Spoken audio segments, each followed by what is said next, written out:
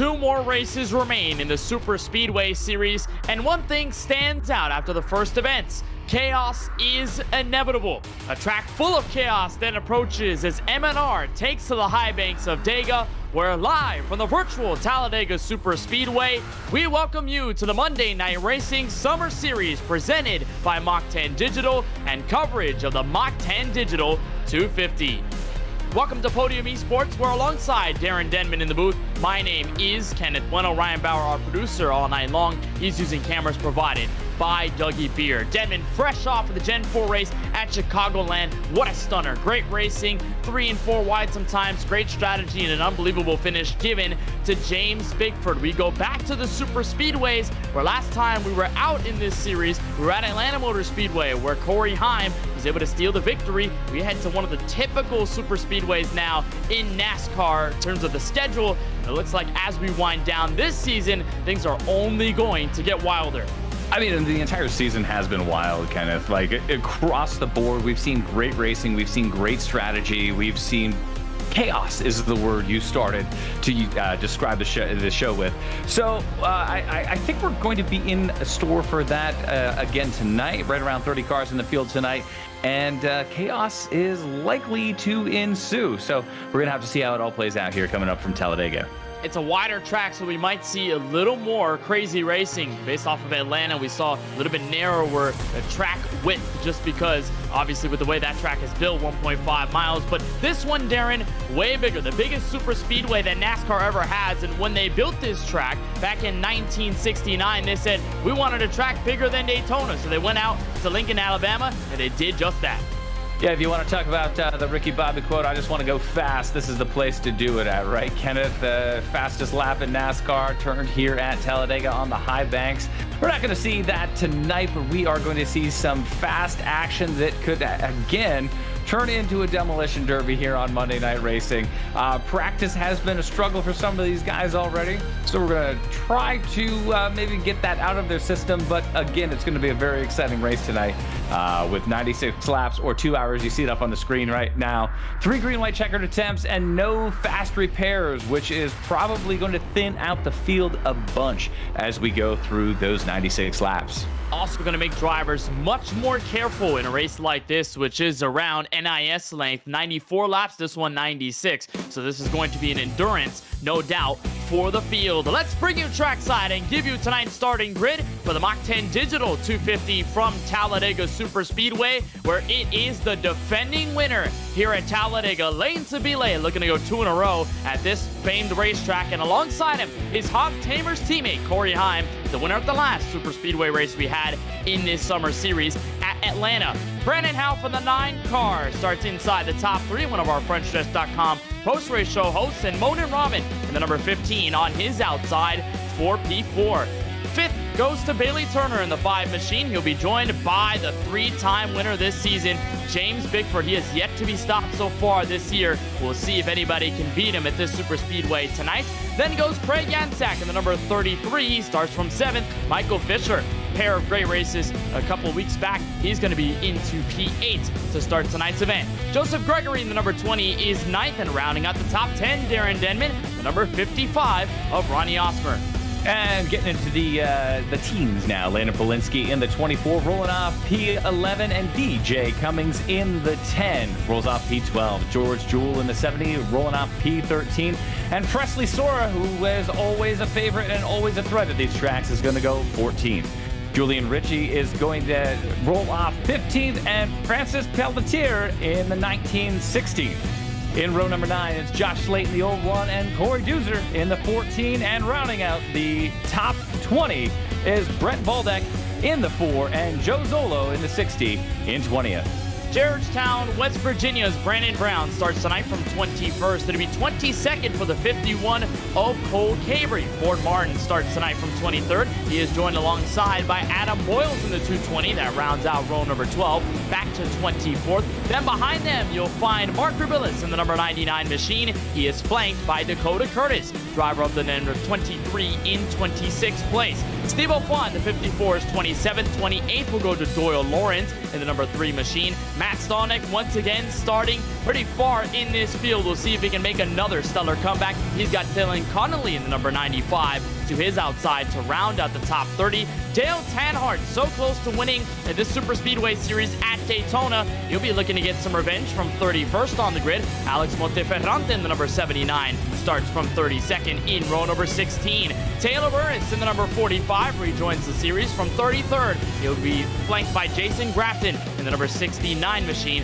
in 34th. And the final 2 drivers in our field did not take qualifying time. That includes Chase Cabrey in the 39 and the number 6 of Matt Alberson. Chase Cabrey ended up pretty close to a decent finish at the Brian Shock Technology 200 at Chicagoland. Ended up in 12th. We've seen how good he has been at the Super Speedway Series and even just overall in the Summer Series. As we look at the entire driver wall, the reactions, and all of these drivers getting focused for tonight's race from Talladega. Darren, your keys to try to get to victory lane in a race like this? Stay out of trouble. Try to stay out of trouble. Keep some fenders on this thing and just be around at the end of it. Man, I'm all for the philosophy of ride around in the back and just save your stuff if you're going to try to win this thing at the end. That said, it is Monday Night Racing, so why not go dice it up and have some fun? But even with 2 to go, I don't even think we're going to be able to predict a winner. We're going to probably see some dominant cars off the start here through these first 90 or so laps. But just like Dale Tanhart at Talladega a month ago, he came out of nowhere to almost win that thing within the closing laps. So look for a surprise winner here later on this evening. We might see if there's a surprise winner, but 2 of the most dominant Super Speedway tandem drivers are going to lead us in row number 1 to the green flag. We're underway in the Mach10 Digital 250 from Talladega. Well, clean start so far through 1, Kenneth, as the field looks to get sorted out. Hopefully we see these guys get single file here in just a little bit. But again, it is Monday Night Racing, so they're probably going to dice it up. Look already on the outside, the back straightaway for the first time. Sabile and Heim already coupling up. You got a couple of cars trying to duck out of the line, some of them going all the way to the rear of the field. Want to make sure they avoid the chaos early on. We're roughly 3 wide in the middle of the field, but the lead has changed hands early on before they get out of turn 4. Make that Brandon Houff the new race leader, pushed by Bailey Turner. But Brandon Houff has always been a contender. He's been solid all season long. Had a great run at Atlanta going that was foiled by someone else's misfortune. So Brandon Houff leading lap number 1 here at Talladega. Great start for the 9. A really good push as well from the number 5 machine of Bailey Turner, who really got to the back bumper and did not let go. But here comes the tandem up at the top side once more. Sabile is going to have the nose ahead. And now we're having a little more organization between both lanes as we ride on board with James Bickford moving inside the top 5. He's in P6 now, but he should take that spot away from Brandon Houff for the moment. That top side way up on the outside wall, Darren. But not surprised to see them that high and not efficiently side drafting those on the bottom. They're making sure that all the momentum they're picking up is not being tallied by the guys on the bottom. So they're keeping as much space as possible, and that's why you're seeing the success of the outside happen so early on. Well, I'm worried for the rest of the field to see those Hog Teamers teammates hooked up right now. They hooked up at Atlanta, and really that is what determined the winner of that race. It was Corey Heim going to victory lane, but the Hog Tamers guys ran so solidly and worked so well together. It paid dividends at the end of the race. A little bit of a reverse order now as Sabile's out front. However, again, it's early, but again, it could spell disaster for the rest of the field with these guys locked up front. Yeah, that's true. Atlanta was a big testament to how good they worked together and how efficient they were at understanding their driving styles and pushing each other to success no matter who was in front or who was at the back. Here's the 41 of Matt Stolnick, who started pretty far back in this field, already up to 22nd place and looking in the middle, 3 wide already here on the number 97. Right on his inside, that's Julian Ritchie, and then Joe Zolo, Dakota Curtis. Among those on his outside, the 41 looking to grab some help. Looks like he does in the form of Curtis. So the Ford Mustangs going to work together in the middle of the racetrack. But so far, to no avail, the 41 is going to back out of line, and he's going to just stay where he's at. A lot of that, Darren, is trying to pick and choose your moments at these super speedways because you have so many drivers in the draft going 3, 4 wide sometimes. Just depending on where you are, you need to make sure that A, you have sufficient help to get you around the super speedway and get you some position, and also just trying to make sure that you don't put yourself in a dangerous spot where you can be ending up in a situation where you're getting contact and you might end up causing a yellow. Yeah, it looks like we had some problems there already from Jason Crafton.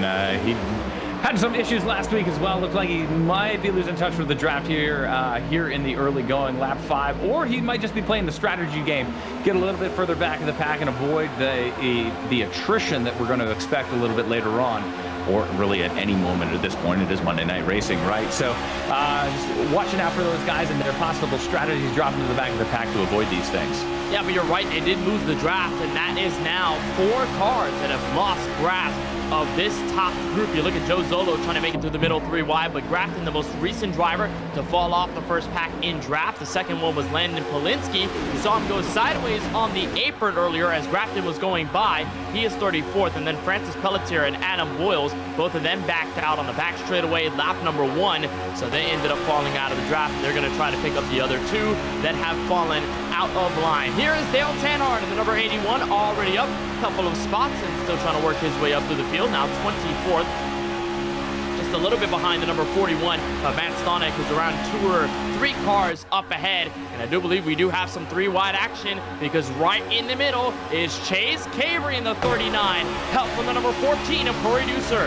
I was watching him come up through the field. They looked like the Cabrey boys were hooked up for a second there, but look at this run already. He started shotgun on the field. We are 6 coming to 7 laps in this thing, and he's already solidly in the top 5, 8th, looking for more. And the 39 is going to go on the inside. He'll follow with the 5 and the 9 car, who have been pioneering the bottom, and they have not left at all since the drop of the green flag. And Cabrey comes into this race 3rd place in the Super Speedway Series standings. We haven't talked about point standings all that much throughout this series, but in the Gen 4 and Super Speedway Series, we do have points, and we will have champions at the end of the 4 races that each series will have. We're in the 3rd race of the Super Speedway Tour here at Talladega. Chase Cabrey comes into this race with a total of 111 points. Behind the leader, 14, and the leader of the standings is the man 2nd place on the track right now, Corey Heim. Now, Darren,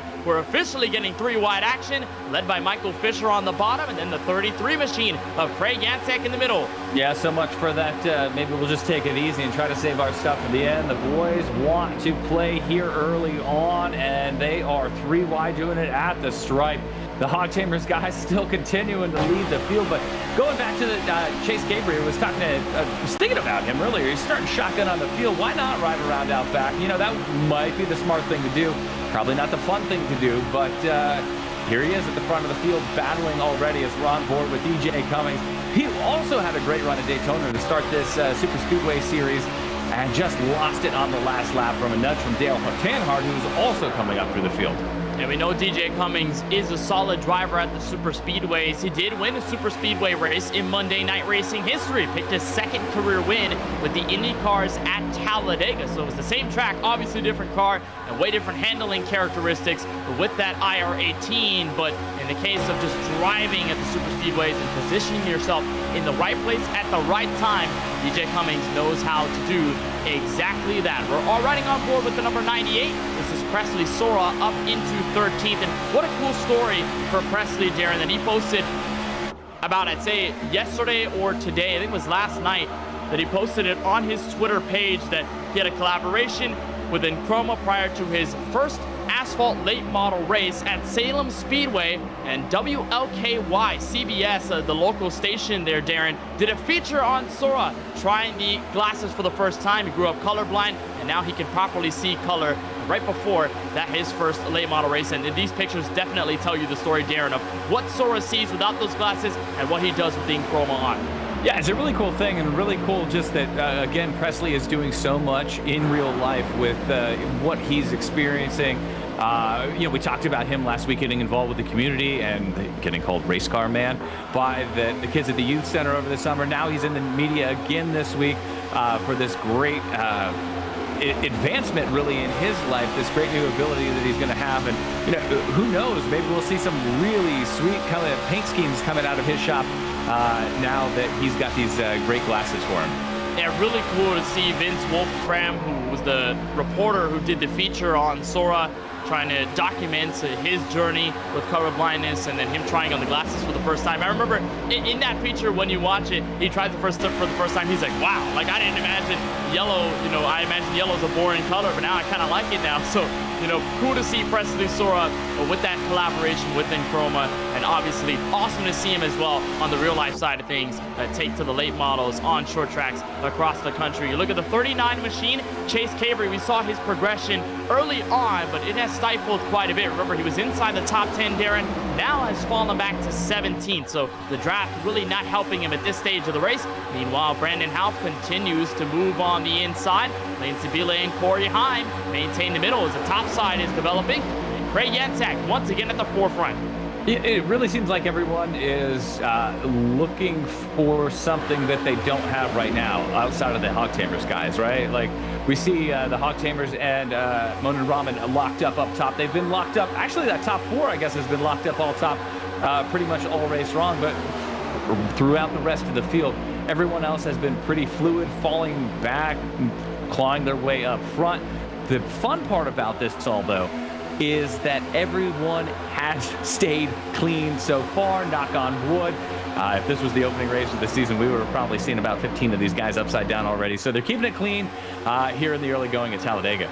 We have seen some more shuffling, Darren, no doubt about it. I mean, those first couple of laps, everyone was rather clean, everyone was conservative, but now over 12 laps, they're being a little more aggressive. And yes, you're right, they have been clean, but they have been a little more comfortable going 3 wide, getting those big runs, taking them and trying to find some help around them. It's been a lot of fun to watch as Cole Cabre darts to the inside in front of Brandon Houff, and he takes the lead here from Talladega Super Speedway, riding in the top 20. Or just outside of the top 20 is Dylan Connolly in the number 95 machine, who joins us now in the broadcast booth. Dylan, what are you seeing out of your front windshield right now? I know you're in the heart of the pack as it stands. I see about a 20-car wreck ahead of me. I mean, it's getting a little hairy, so I dipped out of there. Yeah, it's been fun. I tried the top. The top was moving. I got up to like 8th. I started like, I can't remember. It was so far back I can't remember. Then I went to the bottom, then the bottom kind of stuck it up, and now it's just, nobody really wants to know where we go, as there's a car in the wall right here. That was a situation, but yeah, we're having a good time back here. We're just biding our time. I mean, I want to make it a lap 95, 96, before I try anything, so yeah, just having a good time. I can imagine it. It's been a lot of fun just trying to get yourself sorted here at Talladega. Has been anyone that you've been watching? I know Dale Tanhart is right behind you, so I'm not sure if you'd be willing to work with him. Any drivers you're looking at to probably either work with or some drivers to avoid? I mean, I don't really, I've raced with Dale before in official races. He's really the only one that I know of. I mean, Corey Heim, obviously, he's done in real life. We had an episode up front, but we're having another episode, but this is all good. I'm just kind of evaluating everyone. I know Presley's fine. I mean, there hasn't been really anyone that I've labeled so far as a quote weapon so far, but it's been a lot of comers and goers. It's been a usual next gen super speedway race. Everyone's going to be in first or last at some point in this. Just hopefully, I'm in first at the end of this. So holy cow, that's a big run next to me. God. They're like 4 wide. Yeah, they're all over the place. Well, Decon, we'll let you get back to it. I know you're in the heart of this mess right now, so we'll let you get settled. But thank you for joining us. We appreciate the time, and best of luck out there. Keep it clean. Hey, you bet. The best way to be, you got to learn how to be comfortable in uncomfortable situations in life and in sim racing. So there you go. All right, that is Dylan Connolly in the number 95 machine as we watch 3 wide in the middle of the pack. Michael Fisher, Darren, did an unbelievable job to get to the outside of Brandon Houff, stole the race lead away. We saw Corey Heim and Lane Sabile get pushed further back through the field, so shuffling significantly happening at the front of the field as Brandon Houff gets the push by Presley Sora, and he takes the lead once more. Yeah, I mean, there's so much going on track right now. I don't even know what to talk about. We saw Chase Cabre now falling back, maybe even losing touch with the draft. He's fallen so far back, but The Hog Tamers have been broken up at the front of the field, and now it is anybody's race really here. 16 laps in is now Presley's going to go for the lead going down the backstretch. Presley goes to the high side. He'll get the push by the fellow Ford Mustang and Michael Fisher. Look at the run by Bailey. Turn to the middle. Had the push by the 41, and we are almost 5 wide in the middle of turn 3. We're going to be able to save it. Everyone stays clean. But you look at that wide shot, Darren. These drivers are getting antsy. Big block to Turner, into Sora, down the track, hard into the wall. Him and Brandon Houff go. And will that be the caution? Race control is not going to throw it. Waiting to see these guys get fired up and rolling again. No caution, though, as Houff is going to make it to the pits, as is Sora. But again, no fast repairs, so a tough break for a couple of these guys early on with no fast repairs and no caution. Major setbacks from some of the major players here on Monday Night Racing. They're going to need a yellow because they will go a lap down or more. They are still duking it out at the front of the field, but it is still led by Michael Fisher in the 30. Turner trying his best to get back to the front. Try and see and dial up that replay, see if we can get a better look at exactly what happened. But it was a stack up that began with Bailey Turner, Darren. He tried to move up the racetrack in front of Presley Sora, got him out of shape. That's exactly how it started. Hey, watching this, that's Turner in the 5 down low, Presley up high in the 98, and just was not clear when he went up. Presley just looks like he lost the handle on the car when that 5 came up in front of him, and unfortunately took Houff with him as well. Houff just an innocent victim there, but right at the front of the field is now caution on the speedway. Caution out for DJ Cummings sideways in the middle of the corner. Looks like some others have picked up damage as well. The main victim involved is Cummings, and you look at again that replay there from the back bumper of Bailey Turner goes all the way down into the inside of the racetrack. The yellow happened in turns 1 and 2. This is the 10 machine of DJ Cummings. Had a push from the number 3 of Doyle Lawrence behind him. It looks like minimal contact, and it gets him sideways into the corner. They're just getting a little bit of a light fuel load there as we're still watching. That's DJ right there in that NASCAR color looking car. Don't see the contact there just. There we go. There's the contact, and just, yep, minor contact. 4 cars wrapped up in that thing, to include Brett Baldeck in the 4. But DJ Cummings sideways in 1, bringing out our first caution here on lap number 18, Talladega. Look at Matt Alberson, driver in the 6, who, when we were talking to Decon a moment ago, he got into the outside wall, dropped through the pack, and then was right in the middle of this mess. And they did catch Corey Heim. So I'm not sure whether there's a lot of damage on the number 11 Toyota Camry, Darren, but that's going to matter big time when you're at a super speedway and you're full throttle basically around the entire track. You get a piece of damage, it's going to hurt you aerodynamically, and that could scrub off a lot of speed. Here's a look from Heim. There's Heim in the 11 up top there, and he gets hit pretty hard in the wall, actually. So we're going to have to see how that affects Heim. But you know what? We've seen Heim battle back from damage before, not necessarily at a super speedway here like Talladega. So it is going to be something to watch over the next 70 laps or so. And Brett Baldeck, driver of the number 4. Man, that's a hellacious hit. And Baldeck obviously did not expect that to get him right then and there. The driver out of Rochester, New York, driving the podium Toyota Camry.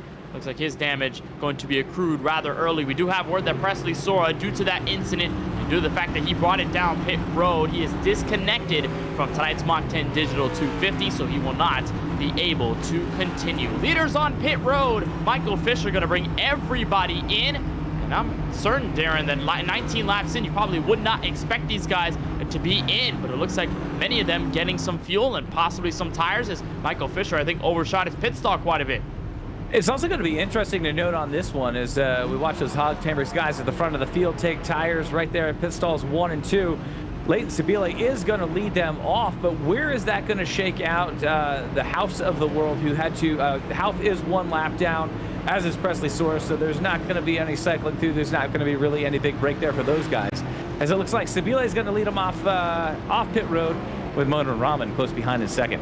Yeah, Leighton Sabile with a great stop there at 10.8 seconds. Monin Rahman behind. Doyle Lawrence in the number 3 machine. He was the one that got involved in that crash with the number 10 of DJ Cummings. He is now up to 3rd after starting in 28th. Michael Fisher 4th. Bailey Turner inside the top 5. And what a really good run it is for Leighton Sabile, who got drop kicked through the field for a moment and just got beat by the draft, but then found his way all the way to the front. He just needs Corey Heim at this stage if they want to continue that hog tamer domination right now, as caution flag is out for the first time.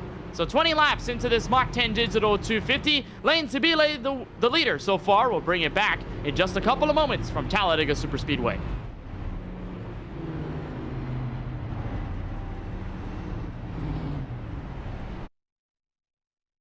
Mach10.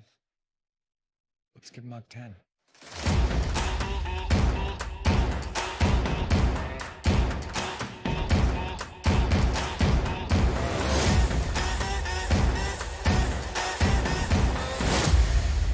You're cleared for takeoff. FrontStretch.com, providing up-to-date news, analysis, and commentary on all the latest in the world of motorsports. Check out Front Stretch YouTube page for post-race content after the checker flag waves for most NASCAR events, giving you up-close interviews with your favorite drivers and the stories that matter each weekend. For the best seat of the track and the best view on the web, visit FrontStretch.com.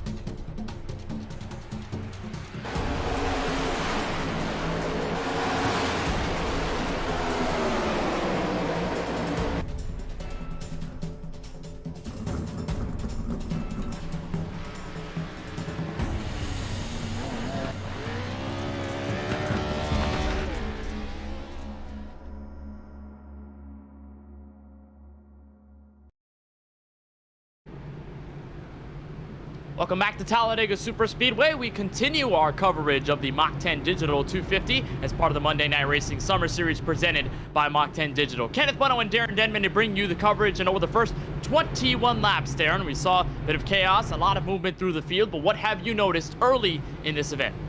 Everybody's here to have fun, right? There's no real guys falling back looking to save their stuff for the end. Everyone is shuffling through the field, comers and goers, as someone put it earlier. So it's going to be a fun race throughout. I was surprised we kept it as clean and caution-free as we did through the first, 17 laps or so before we got that big one there that we finally had to wave the yellow flag for.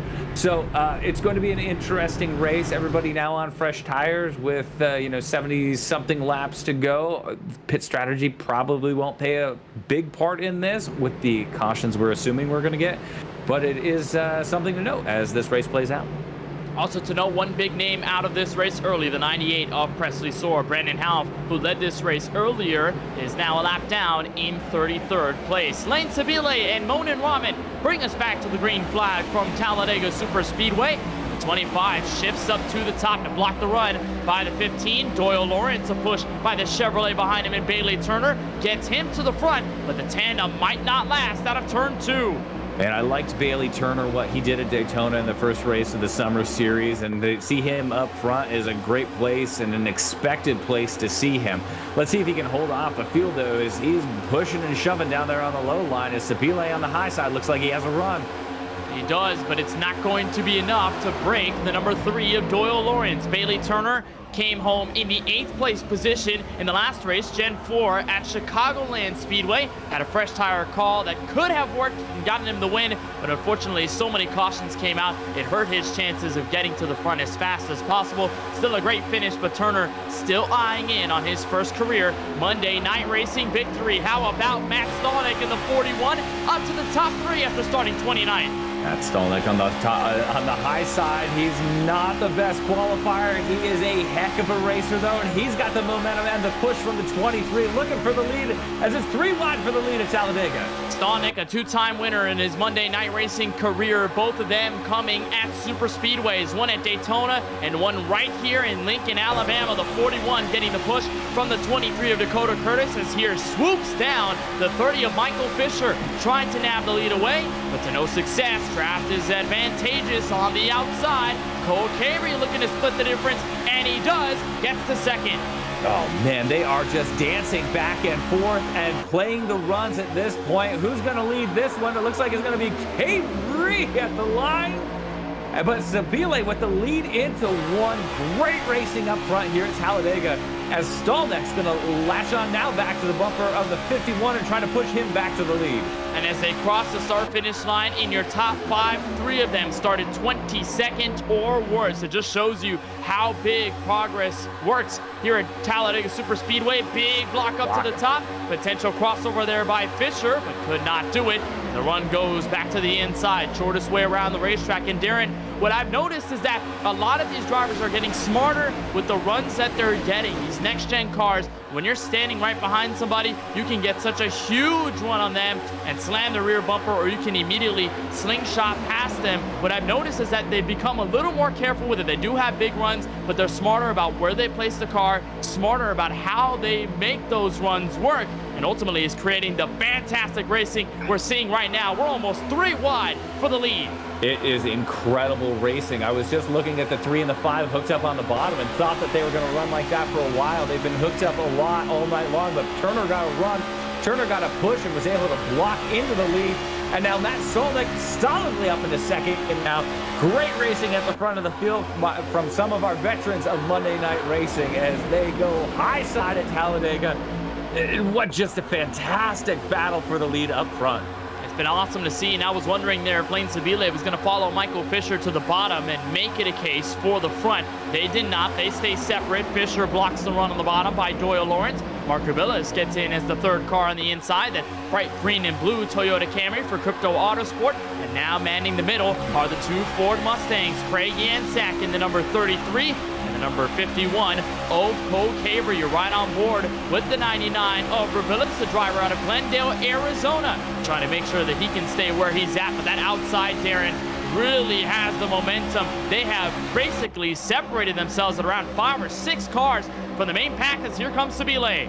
Sabile got the run. It looked like Bailey Turner just had to check up a little bit. Stolnick got into the back of him, and Sabile stepped out with the run. He's back going for the lead with help again from Monin Rahman. Monin Rahman all night long, great pusher, just latched onto the back of Sabile's car all night long.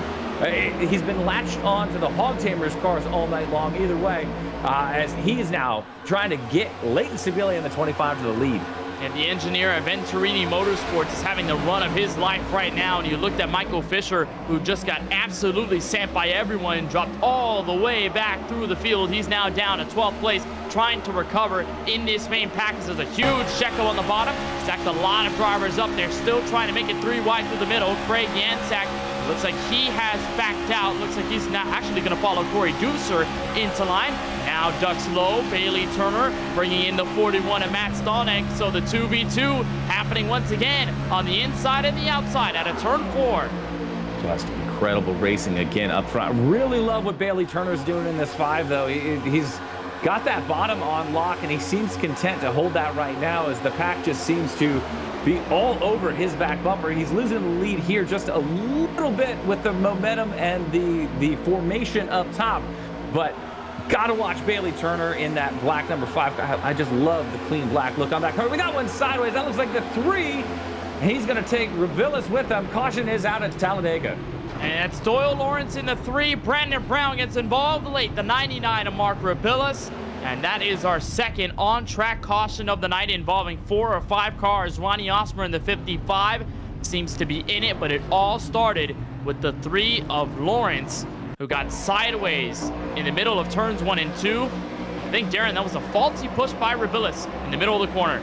Yeah, it looks like he just got low, and surprised again to see so few cars involved. I guess it was a little bit back of the pack, a little ARCA brake action there up top. I believe that was the 24 coming in late, but a lot of torn up race cars, and with no fast repairs, this is going to be a big point in the race about a third of the way through. Here's a better look. There were 3 wide from top to bottom. The 99 goes down there. Lawrence is not expecting that run. He gets sideways, comes back on the track, and then you see a 3-car stack up that happens in front of him. The 01 of Josh Slate gets into the 95 of Dylan Connolly and the 07 of Ford Martin. So you'll see these 3 all single file. This is also, by the way, in front of the current Super Speedway points leader, Corey Heim. They all get together. Heim is able to separate himself from the chaos, and it looks like all 3 of them do a nice job of saving it. And the man who wins everything, James Bickford, was all around that. It started in front of him. They were crashing behind him. They were crashing alongside him, and somehow he makes it through unscathed. If there is a blessed child in this race, it is going to be the 29 of James Bickford, as it seems like it's just his season in Monday Night Racing this summer. 29 has been on fire, winner at Chicagoland last Monday, and here's a look. Jason Grafton getting the rear end of Brandon Brown, so that got him into the incident, and then they also bring in the 55 of Ronnie Osmer, so make that a hefty incident here. Bring us our second caution at lap number 29. Here's a look from the 55. Really didn't go around, but saw himself right in the middle and had to hop on the brakes. Luckily, those next-gen brakes did their job, and he avoids any sort of damage. He's able to continue without a scratch on his Mustang. Leaders are on pit road again. A lot of it fuel called, Darren, and not surprised to see this, given the fact that we've had 2 cautions over these 29 laps, but no surprise that Lane Sabile is out front again. You know, and with the unlimited pit stops, it just, why not? You know, there's no safe spot on the track, right? We've seen guys crash out of the lead. We've seen them crash in mid-pack and seen them crash out of the back of the pack. And we're only 30 laps into this thing. So the way these cars are set up and the way the draft is working and the way that just everyone is moving around, why not take the opportunity, only 30 laps in, to just fuel up, top off, and get some tires on that thing? I guess no one took tires, but, you know, if you've got the chance to pit with little fall off, take it.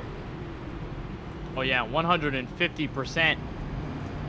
And Lane Sabile comes into this race, the winner last time we were here at Talladega Superspeedway. That was out January 2nd, 2023, season number 6. That was his first career Monday Night Racing win, and Lane Sabile was ecstatic about that one. Took him all the way to the Championship 4 after winning with the trucks at Chicagoland. And the 25 did a phenomenal job to work his way through the season and to try to get himself a shot at the championship. However, he is letting a bunch of cars by. So did Sabile get a pit road penalty here? And we're gonna have to see. However, again, as long as he stays on the lead lap, and even if he doesn't here, he should still be okay. As talented as Leighton is behind the wheel of that 25, it's gonna be a setback, but it should be a minor one at that, and just something to add to the story as he tries to march back through the field. He actually looks like he's coming back down pit road. If that's to serve a penalty or not, we'll have to see. I'm not entirely sure. I'm looking back at the entrance and exit of pit road. Sabile seemed to have no significant issues as far as speeding is concerned, but we'll bring in the driver who now settles into third, Bailey Turner. And Bailey, man, you have been all over the place tonight at Talladega, but you've been providing a show. What has it been like to try and scrap for the first spot and just be working with a bunch of drivers along the way? Yeah, no, it's been tough. First off, apologies to Presley there on a late block, and just that was on my part. I looked in the mirror, thought I was clear. By the time I got there, he had a run, and I just feel sorry for that. But overall, I mean, it was tough. You know, Leighton and Corey were just sitting up there controlling the race, and I was trying the best I could to push Brandon, and it just seemed like, you know, if I didn't have any help behind me, you can only do so much with 2 cars. So trying to get here, get organized with teammates, and see if we can make a run at it. But hopefully we're providing some entertainment. It looks like it's been pretty fun all throughout the front of the pack here. It's been a lot of fun watching on the broadcast, but I think my heart has been racing over 120 since you guys started driving 3 wide. And let's talk about this week in comparison to last week, where you drove the Gen 4s at Chicagoland. You had a fresh tire strategy that could have worked if you had the green flag laps. Unfortunately, it did not go your way for the race win. Does tonight give you more incentive to race a little harder, or to give you more motivation to go out for this win, given the fact that last week didn't go the way you planned? I mean, yeah, I think, you know, there's 2 different, you know, disciplines as far as driving. Like right now, it's really all about knowing how to manipulate the air and build these runs, and, you know, work with teammates and try to do what you can. But last week's just so different. But, you know, going forward, just always trying to be in the lead. I feel like that's, if you're out in the lead, you're out in front of the mess. So hopefully me and Matt and DJ and these guys can try to work our way back up here and control this race. We've been putting on a show, no doubt about it. Bailey, we appreciate the time. We know the green flag's coming up in just a bit, so go get him out there. Thank you. That's Bailey Turner, driver of the 5 Chevrolet Camaro. He's going to be rolling off third inside of row number 2. Monin Raman, the leader here on the green flag. He will be joined by Corey Deucer. Both of these drivers started 4th or worse. Monin Raman with the best start at 4th. 18th for Corey Deucer. So what a run it's been for the driver of the 14. They'll be the first to see the green flag.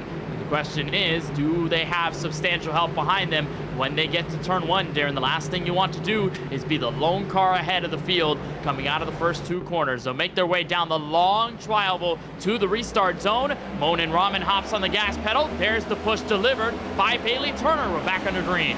Looks like that bottom lane really had it locked up. Real tight formation there on the bottom. They should have the advantage into 1, but no, it's the outside that's got the advantage.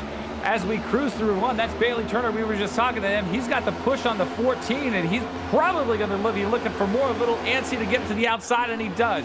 Bailey Turner looking on the outside with help from Matt Stolnick for the lead at Talladega. As the formation on the tires, the 14 gets spun off the bumper of Monin Raman. Will we see a caution? It looks like it's going to be a 1-car incident. But the 14 is around on the backstretch as Turner leads them to 3 and 4. He spins underneath the racing line, so race control does not push the caution button. Bailey Turner makes his way to the front. He swapped up to the high side, Darren. Took him little time to get up there. Pushed Raman up front, then saw the run by Deucer and said, all right, I'm just going to go with you instead. Swapped up to the outside with the 41 to help. All of a sudden, Bailey Turner has the clean air and the race lead. Joseph Gregory in the 20. He's moved up into the top 12.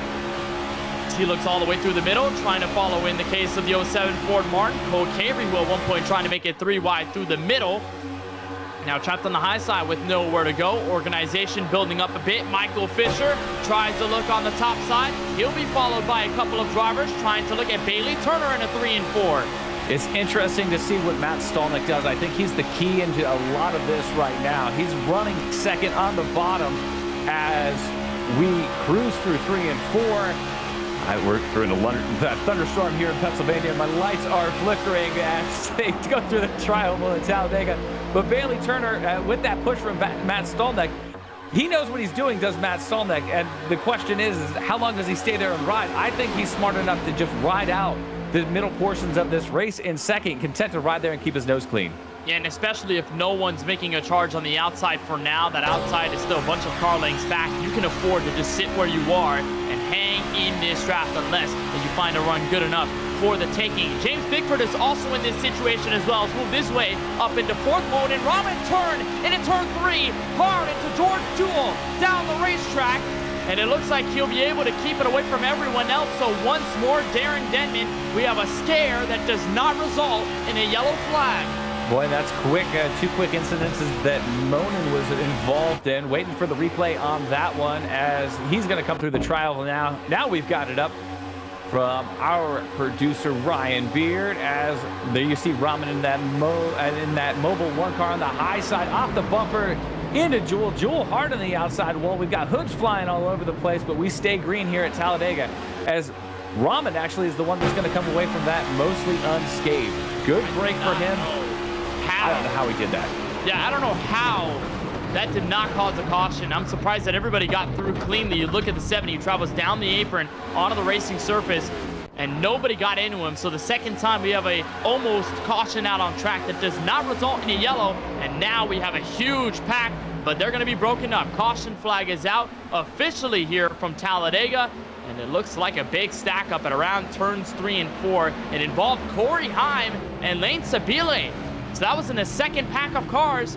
Man, the drama has been all over the place tonight. Man, it's the guys that we maybe wouldn't expect to see in that. We're going to see who and how they got involved in this. That's the Hog Tamers teammates side by side with Chase Cavery on the bottom. And just a errantly timed move by Corey Heim there sends him into the wall and puts us under caution. Unexpected from the 11.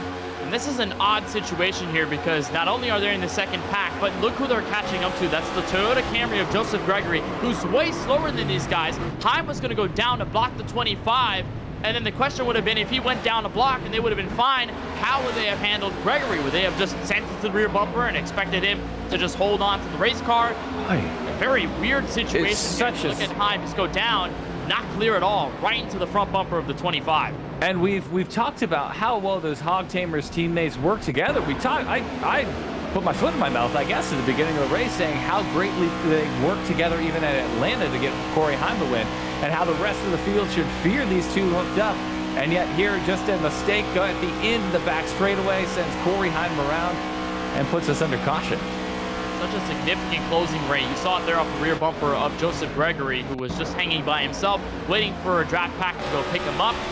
They were going to be in. Just a little bit of miscommunication. Heim thought he was clear at the moment, thought that Seville probably was going to slow down and give him the space, but unfortunately, they do make that contact, and the Hog Tamer teammates end up in that situation. You look at Mark Rabillas getting turned by Brandon Houff, but fortunately, both of them were able to keep it off of the inside. Wall leaders are back on pit road at lap number 36, so with 60 laps to go here in this Mach 10 Digital 250, Darren, we've seen the field come down every single time we've had a caution. A lot of this just to top off on fuel. Race off for the lead. Dakota Curtis barely getting to Bailey Turner, but the 5 car wins it. Yeah, I love it. And take the chance when you have it, right, to get the fuel, get tuned up as best you can. And, we're probably going to see that throughout the rest of the race. And why not? Because we could see a long green flag run that could make you pit under caution. I know it's unlikely, but still, track position is probably not as important as being able to stay on track. 37 laps down here in this Mach 10 Digital 250. Bailey Turner, the leader, here from Talladega Superspeedway. Mach 10. Let's give Mach 10.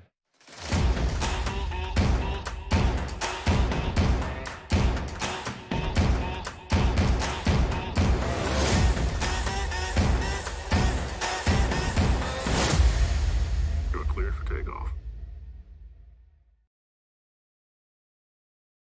FrontStretch.com, providing up-to-date news, analysis, and commentary on all the latest in the world of motorsports.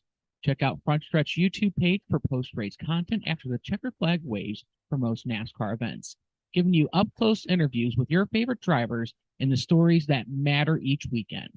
For the best seat of the track and the best view on the web, visit FrontStretch.com.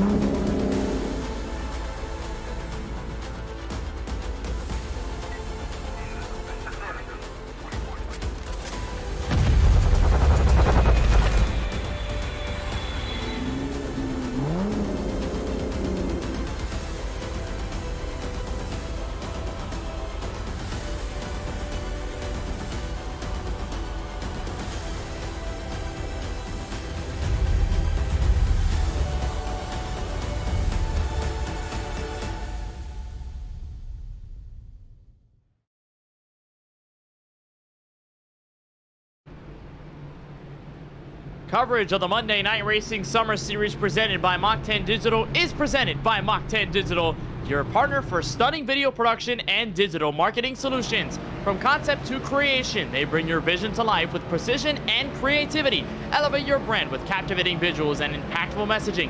From weddings to real estate videography, contact them today at Mach10digital.com for digital excellence. Mach 10 Digital, where innovation meets creativity.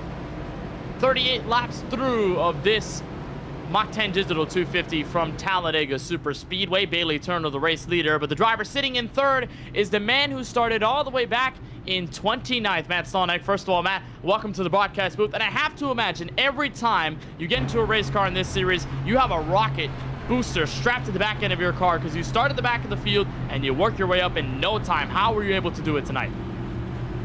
You know what? It's good teamwork, between Bailey and DJ. We got hooked up early and we're able to find each other. And, when you have good teammates here at Talladega, it's pretty easy to get to the front. We work really well together, us three. And, courtesy of that, we find ourselves in a pretty good spot here. Well, you've got some fans out in the chat tonight. Matt's mom 41 is cheering you on in the Twitch chat. So I'm sure you've got a little more motivation to go out and get that win. Absolutely. Love my mom. She tunes into everything. Shout out to her. Appreciate her and everybody else that's tuning in watching. We're going to get a win for all the Stolnik fans tonight. All right, best of luck, Matt. We'll see you at the green flag. All right, man. Matt Stolnik, driver of the 41, right behind the 5 of Bailey Turner, the control car here on this restart. Lap number 39 of 96. Green flag back in the air. Good push from the 41 to the 5. Bickford trying to assist. Dakota Curtis on the outside of the first 2 rows. There's Cole Cabry there in the 51, not too far behind either, but the inside is going to prevail in the first 2 corners. Craig Yancek, the 3rd car there, going to rocket these cars to the front, and Stolnik not letting off the back bumper of Turner, as here comes Fisher with a move on the outside. I think that key is going to be those 2 black cars hooked up on the bottom, Kenneth, as we've talked about it just a little bit ago. Matt Stolnik is such a pro at this. I think he's going to keep in line with Bailey Turner here and just log some laps, try to keep the nose of both of those cars clean. But it's going to be interesting to see how it plays out because no one really seems patient tonight, as it looked like Yancek's looking for the lead coming down the short chute into the tri-oval. And he shut the door on the 79 of Monteferrante, who looked up top on the backstretch, and he said, no way. But now the 79 goes up. He does not have help for the moment. He'll pick it up in the form of Ford Martin. James Bickford darts to the inside of the racetrack. Monin Rahman back up to the top 5. And this race still controlled by Bailey Turner. And you're right, Darren. With the way these drivers have worked together, it looks like they are unstoppable at this stage, but Yancek tries to go by himself up top for the lead. Yancek up top, and Monin Rahman really out of nowhere after those 2 quick incidences that involved him. He is back at it, down on the bottom, pushing those fast black race cars. And there, look who's 4th in the bottom line. Once again, that fast number 29 car of James Bickford, looking for his 4th win on the season down low here at Talladega as we approach the midpoint of this race. And looking for another win in a row after taking the W at Chicagoland last Monday night. Finally, the outside gets a little bit of organization on their side. Yancek is starting to get a run in turns 1 and 2. On board with the Mach10 Digital Chevrolet of league owner Ford Martin, already up inside the top 5 or so. Going to get to the outside of Monin Rahman and look at the runoff of the corner, Darren. And that's something that we see a lot at the super speedways that somewhat we don't talk about as often because we're so used to seeing it happen. When you're on the inside and the outside, as here comes Monteferrante looking for the lead in turns 3 and 4. When you're on the top side in the corners, you don't have as big a run because the guys on the bottom have the shortest way around the racetrack. But right off of the banking is when you can get those monstrous runs. Right here at turn 4, you can get it going in the tri-oval. Same deal off of turn 2 on the back straightaway. So that's why you're seeing the outside catch up so quickly to those wrapping the bottom. And it's a heck of a battle. I'm just watching Ford there leaving that outside lane and seeing if he's going to try to get a run now as well. Ford started way in the back of the pack and has consistently stayed out of trouble all night long. He's got help right now from Dakota Curtis, it looks like. And there's the 14 again of Corey Duzer, who just had an incident himself, spun down to the inside on the back straight, and he has marched back up solidly in the top 10, looking for more and heading to the top 5. Looks like track position does not matter where you start, at least in terms of where you finish. You can easily get up to the front despite having a poor qualifying lap or even just a poor starting position at these super speedways. A little bit of a wiggle in the middle of the pack. That was Dakota Curtis who got out of shape right in front of the 6 of Matt Alverson. And we do have the top 16, Darren, all together within 0.7 of a second, all within a blanket. Now 3 wide, multiple rows deep. And then you see that second pack led by Chase Cabry in the 39. And that's some names that we haven't said really all night long are the Cabry brothers. They've been riding around back of the pack most of the night. I wonder if that's part of the strategy for those guys or if they are just not having the night that they wanted. As we go on board with Dale Tanhart, currently 16th. But, you know, this is where he ran most of the night at Daytona as well to start off this summer series with the super speedway cars. As he is now looking down to the low side. But he ran mid-pack all night long and was a couple 100 yards away from winning that thing at Daytona about 6 weeks ago. So interesting to see the different strategies play out as, again, it's now Bailey Turner back in the lead with help from Matt Stolnik out front. And crazy to think that that first race of the Summer Series, Darren, was 6 weeks ago. That was about a month or so ago, month and a half already. I think it's something like that, right? Maybe it's only been a month. It just these races are just so good, and there's so much going on in them that we just jam pack so much in. It might have only been a month ago, but it's been a while ago. Yeah. And we started around mid to late June, already in late July. So definitely crazy to see how far time passes as we move forward in this series. You ride on board with the number 55 of Ronnie Osmer, who has picked up the main pack from 18th place. And it does look like, with the way they've been racing, they allowed Chase Cabry and company to start catching up. It's Cabry, Sabile, Heim, Richie, Haupt, among those in a single file train back through the top 20. Now they're starting to get the draft off the back of these guys, so it looks like their run is quite not over yet as we approach this longest green flag run here. May just help them strategy-wise because they won't lose the draft. Yeah, absolutely. And, you know, as we see right there in that break shot just in front of Julian Ritchie, that the Hog Tamers guys have teamed back up. They've both been involved in multiple incidences tonight, but they're on the bumper of Chase Cabry. And again, these are big name guys in the back of the pack that have had incidences tonight. So, but they're not out of it. They're still rolling around the track, rolling straight around the track, and everybody's got a shot at it, as it is Talladega. Yeah, of course, and it looks like the Hog Tamer drivers did forgive each other for that incident entering turn 3. Just a little mistake between those two. They seem to be back up without a hitch. And the 81 of Dale Tanhart trapped in the middle at around the top 18. Riding on board with Adam Boyles in the number 220 machine. Now he is all the way back. What appears to be the P5 spot, so actually not as far back behind the leaders as anticipated, but we're just looking around the mid-pack to try to find him. Boyles is there here right behind Bickford, but he's got a big run on the outside because here comes Joe Solo, driver of the 60. As, again, we're watching those runs on the outside, and Joe Zolo, again, a name that we haven't called all night long, as he's going to dip down low in front of James Bickford with that great Syracuse Orangeman paint scheme.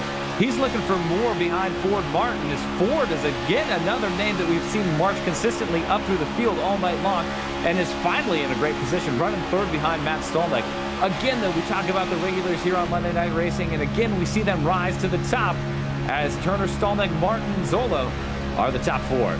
Stolnick and Martin are good friends and teammates, so you know they're going to work together well. You know they know each other's driving styles, and they have a lot of experience on the track in sim with each other, so they're just going to be as clean as possible. And obviously, with no runs on the outside to worry about, they're just going to be chilling, wrapping that yellow line at the bottom of the racetrack as they try to settle out the leader of that top side between Craig Yansack and what's now going to be the 51 of Cole Cabry. Joe Zolo, Darren, had a tough race at Atlanta a couple of weeks ago, got involved in some incidents, and that bright orange Chevrolet Camaro did not see the light of day, but tonight could be the difference, up into 4th after starting in 20th place. What a race it's been for Joe Zolo tonight. Great, and we're going to see if he can hold this all night long. You know, he had a great run going, as you said earlier this season, and just had some bad luck late. But he's showing that he belongs here at the Monday Night Racing Summer Series, running 4th here, mid-pack. He's kept the nose clean all night long as we go on board with Decon once again in the 95, as he's looking for more on the low lane, running 8th right now.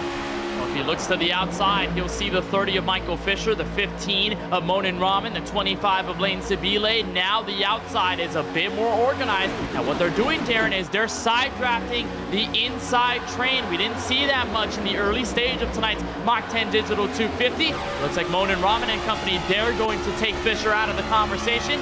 So make Rahman the lead car on the outside for turn 1. And just like that, we had been talking about these Hog Tamers guys working with Monin Rahman all night long. They have all had incidences. We thought maybe they were out of it, and now they are back in it, looking for more on the high side as Bailey Turner puts out one of these cars another lap down.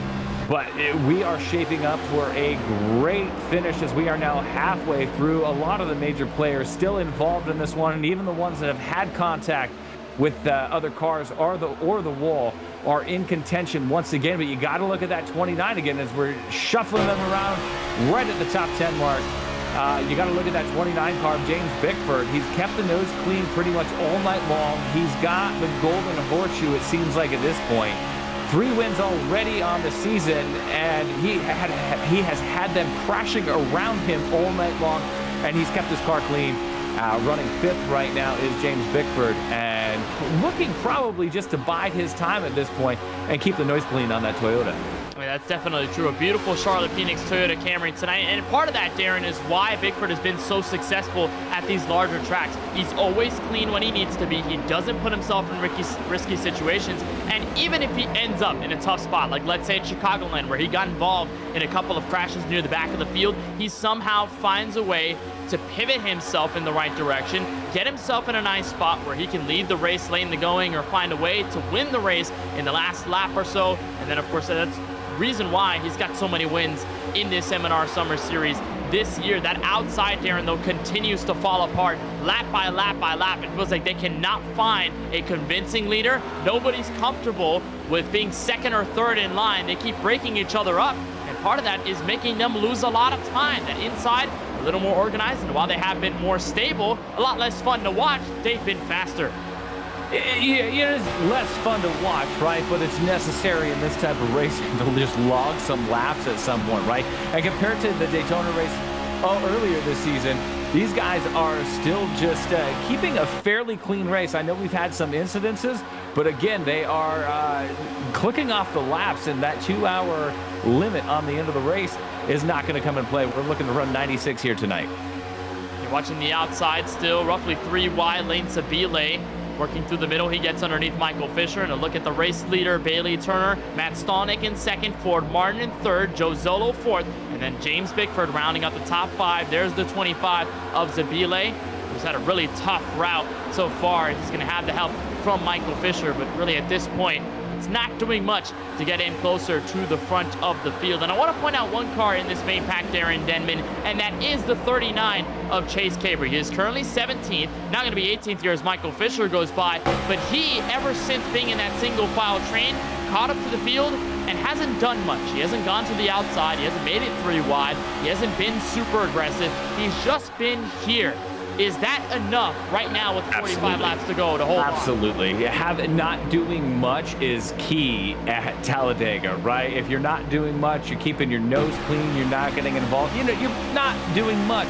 You might not be having a ton of fun either, but you're going to be there at the end. So I think it's just great for everybody right now to just log some laps as we go on board with DJ Cummings, as he brings and pulls him down the backstretch. He's another one that's just running mid-pack, has had a mostly quiet evening. He was involved in 1 caution. But again, like, we're just logging laps at this point. You're not going to win it with 44 to go. But what you do with 44 to go could absolutely take you out of this race and just make you disconnect for the night. Yeah, but also as well, you think of it in the other token, right? When you go to 43 laps to go, you're going to set yourself up for strategy. You know there's a pit stop coming if you stay green throughout the entire race. You know that you're going to have these pack of cars around you when you come in. You might not have the same when you come out. The field's going to be very separated. So it's pivotal to just hang in and not be as chaotic now, but also could be important to set yourself up. Try to plan ahead, maybe 3 or so steps, and then think about what you're going to do for the rest of this race to try and position yourself in the right moment at the right time. Finally, Darren, we have a run by the outside that's worthy of note. They got themselves single file at the top side of the track, this time led by Cole Cabry. They're going to beat Craig Yansack, and it turns 3 and 4, and this is the best we've seen the outside in a very long while. And it looks like that push from Turner to Yancek right there got him real sideways. The outside not able to take advantage of it, though, as Kid Cabry is falling back just a little bit. Those guys on the bottom just continue to log laps and work so well together. I know Yancek was able to drop down there in front of Bailey Turner. But again, that powerhouse bottom line of Martin, Stolnick, and Turner out front, to include even Joel Zolo running 5th now on the bottom line, working exceptionally well together. They've got a lock on that inside line, and it's unlikely they're going to give that up without a battle. And look at the space between Matt Stolnick and Ford Martin, the cars 3rd and 5th. They really branched out from everyone else. There's a better look from Yansek's view. You look behind that 41 Ford Mustang, there's a lot of space between themselves and Martin. It's going to start to close up, obviously, but they had a lot of space there that they had to work with. Nobody dropped to the inside line. 51 of Cole Cabry now makes a move on the outside. heartbreaking news on behalf of the 29. James Bickford faced internet connectivity issues, had packet loss in the race, and he is out of the Mach10 Digital 250. What a tough break, right?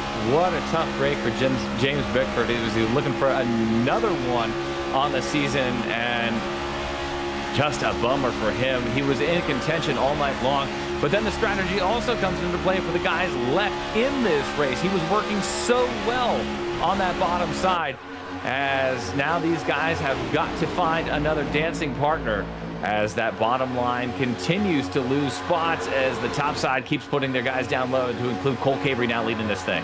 Well, it makes a little more sense why there was so much space between Stolnick and Ford Martin now that you think about it. Bickford Absolutely. was filling that space. So as soon as he left with the internet connectivity issues, that's where the space came from. And that's where Ford Martin had to pick up the pace and try to get to the back bumper of the number 41. His teammate, the 14 of Corey Deucer, leading that outside. Alex Monteferrante in the 79 to help. Meanwhile, Cole Cabry leads this race with 40 laps to go. He's going to move up top and will actually give way to the leader. Is this a plan by design? Because Cabry probably doesn't want to waste all that much fuel. I don't know that. I don't think so. I really don't think so. I think that Jansix really just got a good car working, was able to get the lead, and I don't think we're really worried about fuel at this point. I think at this point, these guys are just waiting for who is going to be the next caution to set up the fuel run and the pit stops for the end of the race. I know we've got every opportunity we've had, these guys have packed fuel into these things through the first half of this race, but now with 39 to go, I think at this point everyone is just trying not to be the caution that saves everyone's fuel strategy. They are tiptoeing all over this Talladega super speedway. You look at the run out of turn 2, how many cars are on the inside versus the top. Mach10 Belay does have a good enough run to get to the leader. Those less drivers on the outside might play a factor a little later on in this race, especially given the fact that we are in one of our longest green flag runs of the night. We might expect some of these drivers to come in for some stops. Dakota Curtis is sitting in P7, driver out of Minneapolis, Minnesota, was a driver in the Monday Night Racing Pro Series last season, earlier this year, and part of last year. And look at him sitting P6. He raced at the, what was the Pocono Raceway? Actually, was not part of that, but he was the league owner in the Sunoco Cup Series race that we broadcasted last night at Pocono Raceway. And nice to see him running well inside the top 10. Yeah, great run for him in the top 7 at this point. And again, these guys are just trying to keep it clean at this point. As much as we've seen that bottom line stick together, the top line keeps getting runs and pushing guys out there. But again, I just keep talking about logging laps. We saw rules implemented after Daytona. The fiasco, for lack of a better word, that was Daytona, with the amount of cautions and just generally reckless driving that we saw, as we see Leighton Sabile now battling back into the top 5 at this point. But after that Daytona race, I thought that this would be a much more caution-plagued race than what we're seeing. It really has not. The guys have driven a great race tonight, and even the guys that have been involved in incidences, for the most part, have been able to claw their way back up through. I saw Ronnie Osmer at one point even have to back it up on the backstretch to avoid a stopped car, and now he's back in the top 10, pushing Leighton Sabile as these guys continue their march to the front to recover from those cautions. Well, don't jinx it. Don't jinx it. We've seen a lot of... I'm knocking on wood. I'm literally knocking on wood. Hopefully we cross our fingers. And we pray to the racing gods that we see this race go green pretty much all the way to the end. Look at the run by Dakota Curtis there. Big push by the Toyota of Corey Heim. Talked about Heim in the 11, the Super Speedway points leader. Here's a look from Ronnie Osmer, the 3rd car in line. A great recovery for him as well for being involved in one of the incidents earlier on this evening. He's going to be left for Dusto on the top side. He'll have a little while before he gets picked up by Monin Rahman. New race leader, Dakota Curtis. He brings Corey Heim with him, make it 1-2 between the Ford Mustang and the Toyota Camry. We move ourselves into 36, we're at 36, 35 laps to go here from Talladega Super Speedway. These drivers, Darren, are on their 24th and 25th lap on their set of fuel. So sooner than later, as this outside fizzles out, we're going to see some green flag stops.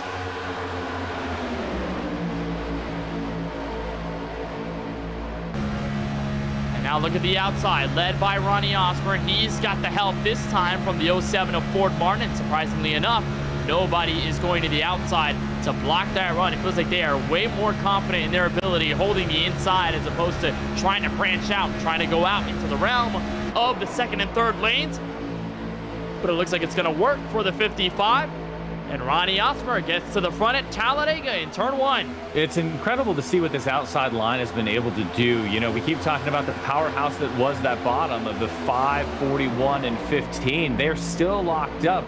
But the runs that the outside line has gotten have really broken that up. And now those guys, while they're still connected and have really done nothing wrong, have fallen back to the latter half of the top 10 as Rahman now in 10th. Ford Martin, though, still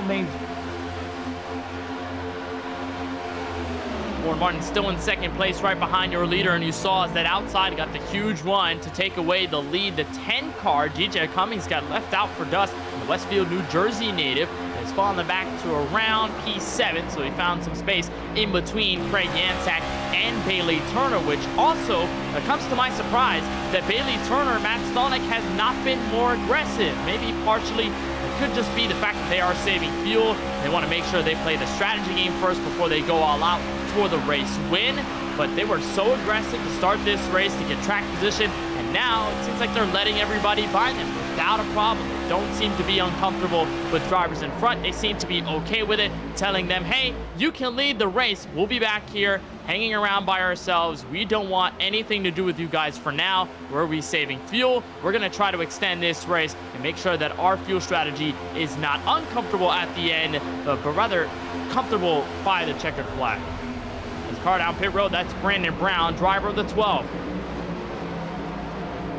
Brandon Brown 2 laps down in 27th place. You see some of the damage on the right front. He did get involved in an incident and around turn 2 back straightaway. And one of our most recent cautions is around a 4 or 5 car incident. And Ronnie Osmer was also involved in that, where he had to hop on the brakes to avoid Brandon Brown. And now he's on the opposite spectrum in the race lead. Now look at who's pioneering to the front. That's Chase Cabry in the 39 out of a rocket. Help from Alex Monteferrante gets him to the lead. And after not seeing the Tampa, Florida native all night long, Chase Cabry, who hung around 17th for a while, finally gets a look at clean air at the front. At 79, Monteferrante is giving the push of his life. They're bringing in other Ford Mustangs, Michael Fisher in the 30, and the other Cabry in the 51. Top 4 break free of Ronnie Osmer, and they move to the race lead with 32 to go.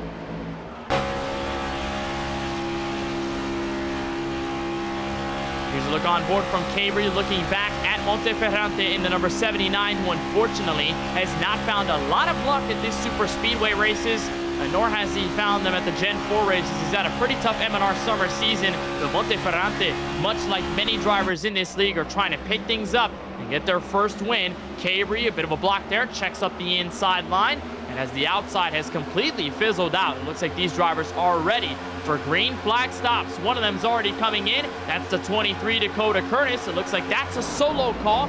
Never mind, going to be joined by the 95 of Dylan Connolly. So the Alpha Prime Camaro going to join him there. Rest of the field is going to stay out one more lap. And this stop should get them to the end. These drivers have reached it around lap 30. Now here comes a plethora of more drivers. Make that Taylor Burris, Landon Polinsky, the 97 of Julia Ritchie. Looks like Mark Rabillis in the 99. The 11 of Steve Alfont. Brandon Hauff in the 9 car. Josh Late in the 01. They're all going to come in at the back half of the field. Look on board with Ford Martin sitting in P6. And Ford's been able to maintain his position here in the top 10 through all of this all night long. As he's a little bit of a gap there. Great opportunity for him here to pit, but when we see him slow that 07 down, and we do, is Ford's going to peel off out of 6, hit pit road here with 31 to go. And Joe Zolo going to follow him in the number 60. Much like Dakota Curtis and Connolly, they're going to be the first 2 in. They're going to have nobody else join them. So rather interesting here as Chase Cabry loses the lead. Alex Monteferrante in the 79 just got by with help from Michael Fisher. Now, this is a unique situation, Darren, because we've got the field so separated. Very odd from what we saw a little bit earlier on in this race, and that will affect how these drivers come in and out of pit road. We're seeing 2-car tandems come in. Our largest group was all the way at the back of the field. How separated are we going to see these main guys come in this time by, or even next time by? Man, and you know, the green flag pit stops really aren't that common of a thing here in Monday Night Racing. So the skills of these drivers is really going to come into play, especially at Talladega, where one little mistake, what is the key term? You know, a second a lap, or a second in the pits is 100 yards on the racetrack. Like, these guys are going to have to be precision with 30 laps to go, or they're just going to take themselves right out of this thing, as we see a lot of the leaders on pit road. And also, when you're in your first round of green flag pit stops, you got to make sure that brake pedal is dialed in, because the last thing you want to have happen is get a pit road speeding penalty, and then your race is pretty much dust if there are no cautions to come out. Cole Cabry and many others in. Alex Monteferrante already coming out. Michael Fisher with a really quick stop, so he's going to get ahead of these guys, rather, as Adam Boyles is going to lead this race, followed by Corey Heim, Lane Sabile, Monin Rahman, and Corey Deucer inside your top 5. It looks like, yeah, this field severely disjointed with all the pit stops that happened, and Ryan Bauer just asking if Corey Deucer missed the pits. It looks like he did. We'll try to get a replay, Darren, but a little bit of chaos there as the 14 trying to make a stop. Yeah, I mean, there's just chaos all over the place, right? Internet connections tonight are chaos. The racing is chaos. The pit stops are chaos. To be fair, though, we said this was going to be chaos at the beginning of the night, maybe for not the reasons we just listed, but we're still seeing chaos, as it looks like Michael Fisher is coming around the track. He is going to peel off who would have been the current leader, as it looks like the pit stop cycle is going to be wrapping up here shortly. I guess that's still the 20 of Joseph Gregory still on track, as he is down into 1, but Corey Heim now listed as the leader in the 11. He's going to lose the lead now to Monteferrante, as the shuffle still continues here with 28 to go at Talladega. And these Fords have been really strong. We saw these 3 manning up a charge to the front with Michael Fisher and company, and now all 3 of them are leading this race. The 4th car in line is Craig Yansack, a couple of seconds behind these guys. He only has help by Ronnie Osmer in the 55, but then here comes Corey Heim, Adam Boyles, Ford Martin, Joe Zolo, Bailey Turner, the biggest group at around the back half of the top 10. So as they work together, they're going to be faster than your top 3 leaders. As here's a look from Cummings. Bailey Turner with a really sketchy push to Zolo, got him sideways out of turn 4. Boy, and DJ has just been having a heck of a race tonight. He really has. Yeah, involved in that earlier caution, as we've documented a couple times. But right up here, once again, in the top 10 and looking for more, as he's on the bumper of Bailey Turner as they dump Zolo. Zolo's going to lose a handful of positions, now losing another one to Dale Tanhart. Corey Heim goes by, and he is all alone on the top side. Let's see if he can recover. Now Turner steps out of the line to look for the lead once again, and Bailey Turner has had such a dominant car tonight as he tries to pass the Cabry boys up front for the lead. Well, I mentioned a little earlier, Darren, before green flag pit stops, that I was surprised to see that Bailey Turner and Matt Sonic were not as aggressive in that run. They just let a bunch of drivers get in front, and they did not have anything to say about it. But now, right off of the green flag stops, they know they can make it to the end on fuel. So now is the threshold that they have passed. They say to themselves, all right, we've got our stop done. We've checked that box. Now the last one is to go out and win the damn thing. So they're going to go out and try and do it. They are slowly catching up to the top 3. That last time by, Turner set a 49.660, and the leader of this race, Monteferrante, set a 50.156. These guys are on their way. And we're looking right now at the Cabry boys running second and third. And again, we'll emphasize that Chase Cabry started shotgun on the field, running second right now. And holy cow, what a run for them, as they now running second and third here at Talladega. We talked earlier, and I was actually thinking earlier, they weren't really a part of the conversation for so long. And now here, when the money laps start ticking by, they're running second and third and pushing Alex up front here at Talladega. Alex, for that part, too, started 32nd on the field. So those guys that did not have great qualifying runs started at the back of the pack, making their names known here tonight. As you now see the back of the pack coming to the screen, Bailey Turner leading that pack and looking to catch these guys out front with 25 to go.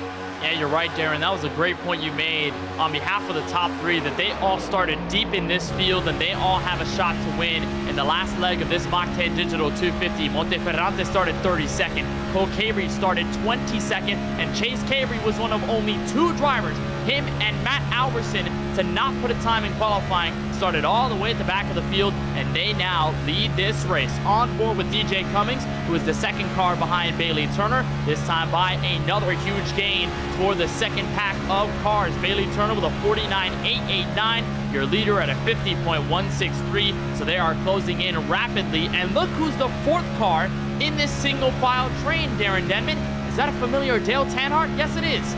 Dale Tanhart, once again, his second appearance here in the Summer Series, and he is again putting on a great run. We talked about the Daytona race that he ran.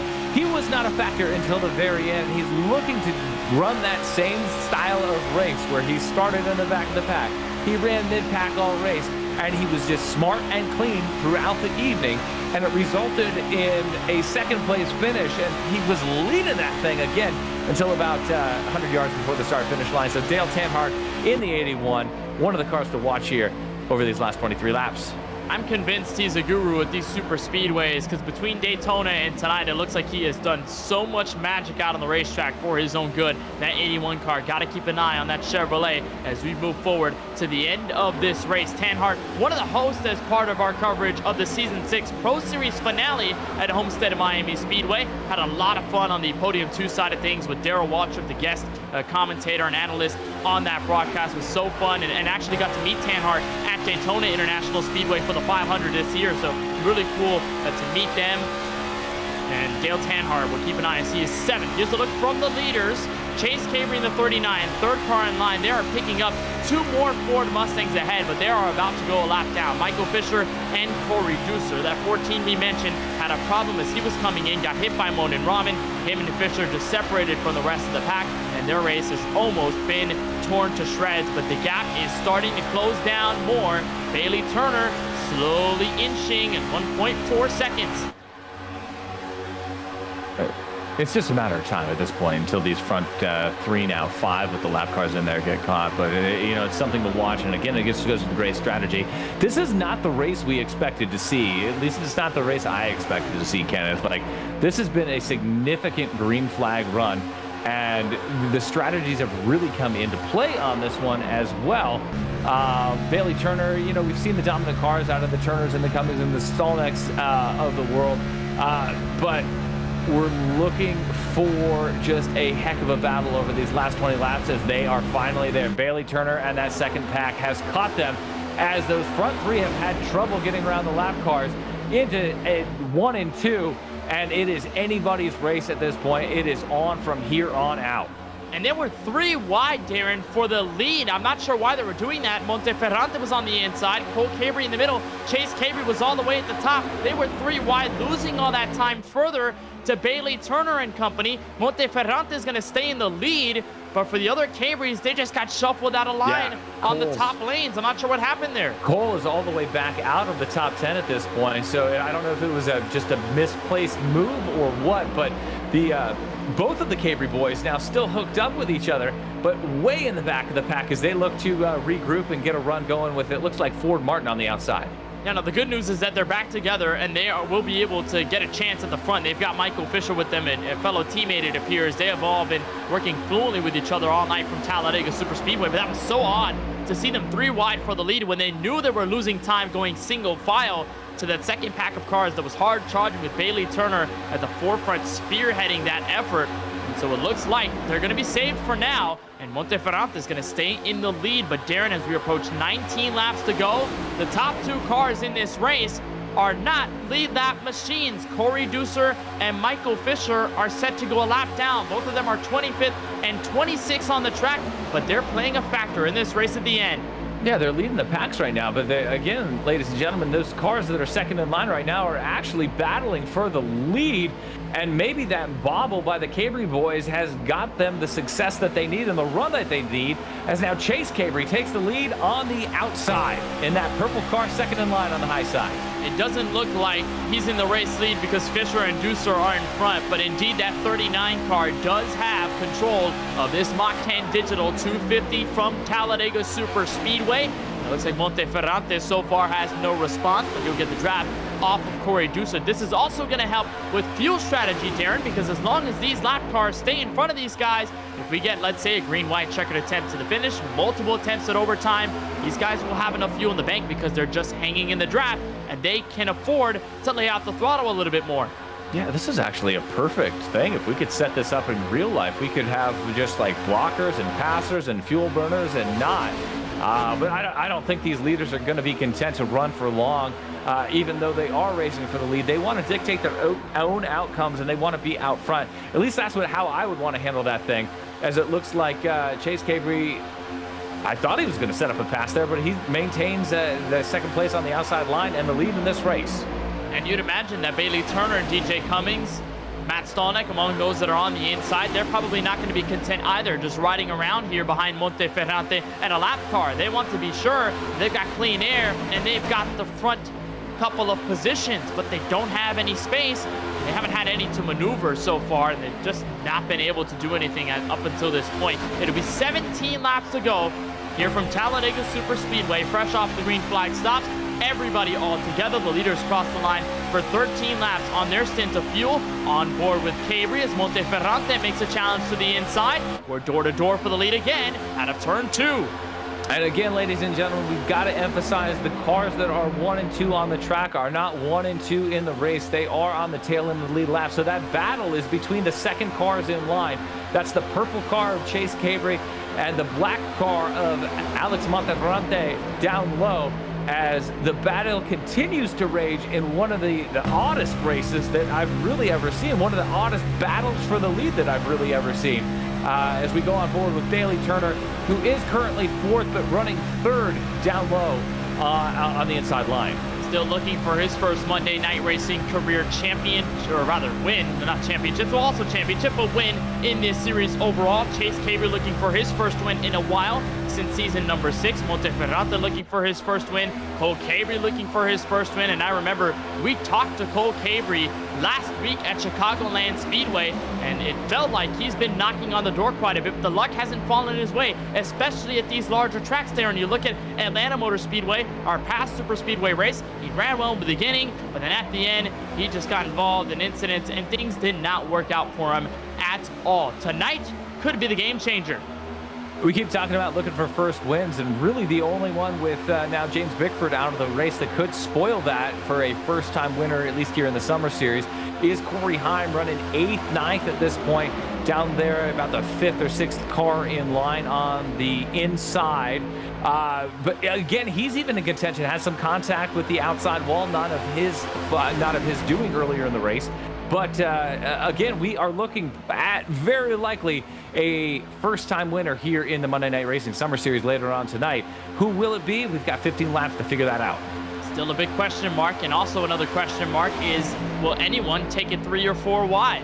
Everyone's too wide right now with around 15 laps to go. As soon as we get within 10, maybe 5 left in this race, who is going to extend the invitation to go 3 wide either through the middle or on the top? We've seen it aggressively earlier on in this race, Darren, so we probably could expect to see it once they stay green late in the going. Who's it going to be? We don't know, but there are a couple of candidates in the middle of this first pack. A lot of great candidates. I mean, you could really see any one of these guys pulling off the win here tonight.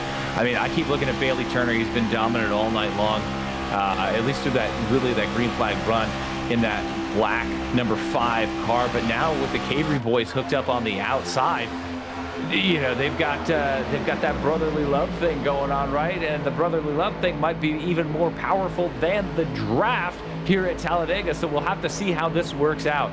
To pick her a winner at this point, to even think about picking a winner at this point, though, a little bit crazy, though, because it is Talladega on Monday Night Racing. Yeah, not sure at all. You mentioned brotherly love, and it's a brotherly love between the Cabry brothers. I think that's going to immediately wash away when we get to the last couple of laps and they're in contention for the win, because Cabry's still going to want a W. So does Cole Cabry. So does everybody else. So I don't think the love's going to be spreading anywhere throughout the field here at Talladega. The lap cars are still in front of the leaders, coming to 13 laps to go.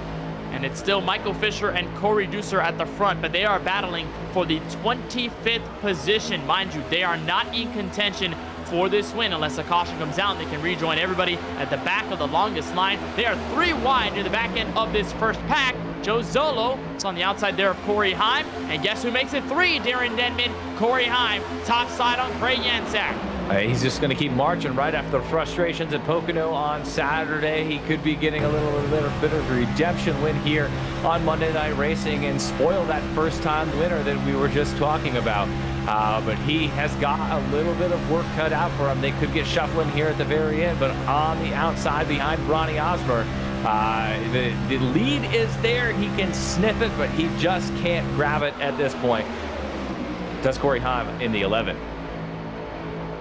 But he's going to gain a spot, and that's good news. But the bad news is that he does not have his teammate for Hog Tamers, Lane Sabile, who was trapped in 20th place. And the third Hog Tamers car that they've been working with all night long is the number 15, Amonin Rahman. He's also in 21st. So it looks like the all-by-himself motive here for Corey Heim. The next man up in Talladega, but look at them 3 wide as they go through the middle. It looks like Ronnie Osmer in the 55, the Dude Wipes Mustang, makes it all the way at the top, but nobody's going to join him. So he's going to get trapped on the top. And it looks like he'll drop back to the first pack.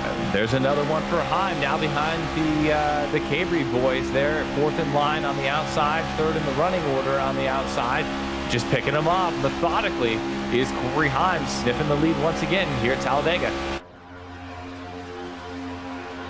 Corey Heim slowly getting closer, and for these guys in front, especially the Cabri brothers, you do not want to see that 11 get to you. And Heim is trying. He went up to the outside on the 51, now looking at a crossover and a bit of contact, but the 51 of Cabri shuts the door. Lock the door, and still he's looking as now Cole's pushed out, forced to look low on his brother, and they're shoving him down the backstretch at Daytona. Cole laying back just a little bit now, holding up the charge by the 11. Great racing once again. It's hold your breath racing, and it is hold your breath time as the pay window is now open as we come to 10 to go at Daytona. Heim gets to the outside, and now looking for more. He dips to the inside on the Cabri boys. And the Monteferrante machine goes sideways. Got hooked by Bailey Turner. The 79, the innocent bystander as Corey Heim leads him to 9 laps to go. What a move by the 11. He came from 8th, or really like running 8th, right? And with the lap cars there, and he now leads this thing. He was able to finally break that up. We questioned how they could do it, and he has done it. Heim is around, back straightaway, in front of the field. Caution is out. Wow. Just wow, as we're watching the replay of his charge from 8th on the field to the front, and he is now backwards on the backstretch at Daytona. And he was turned by the number 51 of Cole Cabri, as this is what happened. Corey Heim tried to move 3 wide, they hip checked each other, and then this is the incident that sent Corey Heim fully around. Cole Cabri wanted nothing of this 11 car at the front, and that's how Heim was able to win in Atlanta a couple of weeks back there, and if you remember that race. And right about here, Cole Cabri just goes to the bottom, and that's enough contact to get the 11 out of shape. Nobody else gets involved, thankfully, and the 11 avoids any damage, but an easy spin. Spun on the racetrack, and iRacing throws the caution. A super easy spin, though, for Heim, and to be honest, with 9 to go, he's not out of it. They're probably going to see a lot of cars pit here, but we're going to have to wait and see when they come back around to pit in to see what the strategy is here with 9 to go.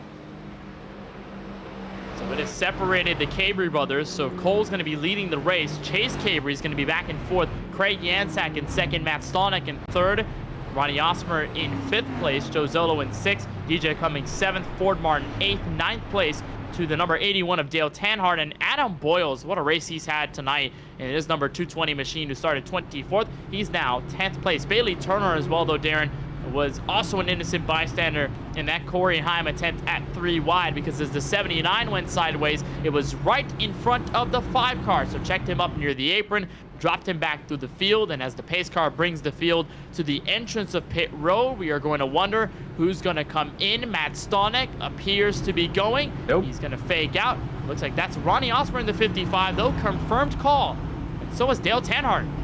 Yeah, so what is that, about 10th on back, with the exception of Osmer, going to come down to pit road.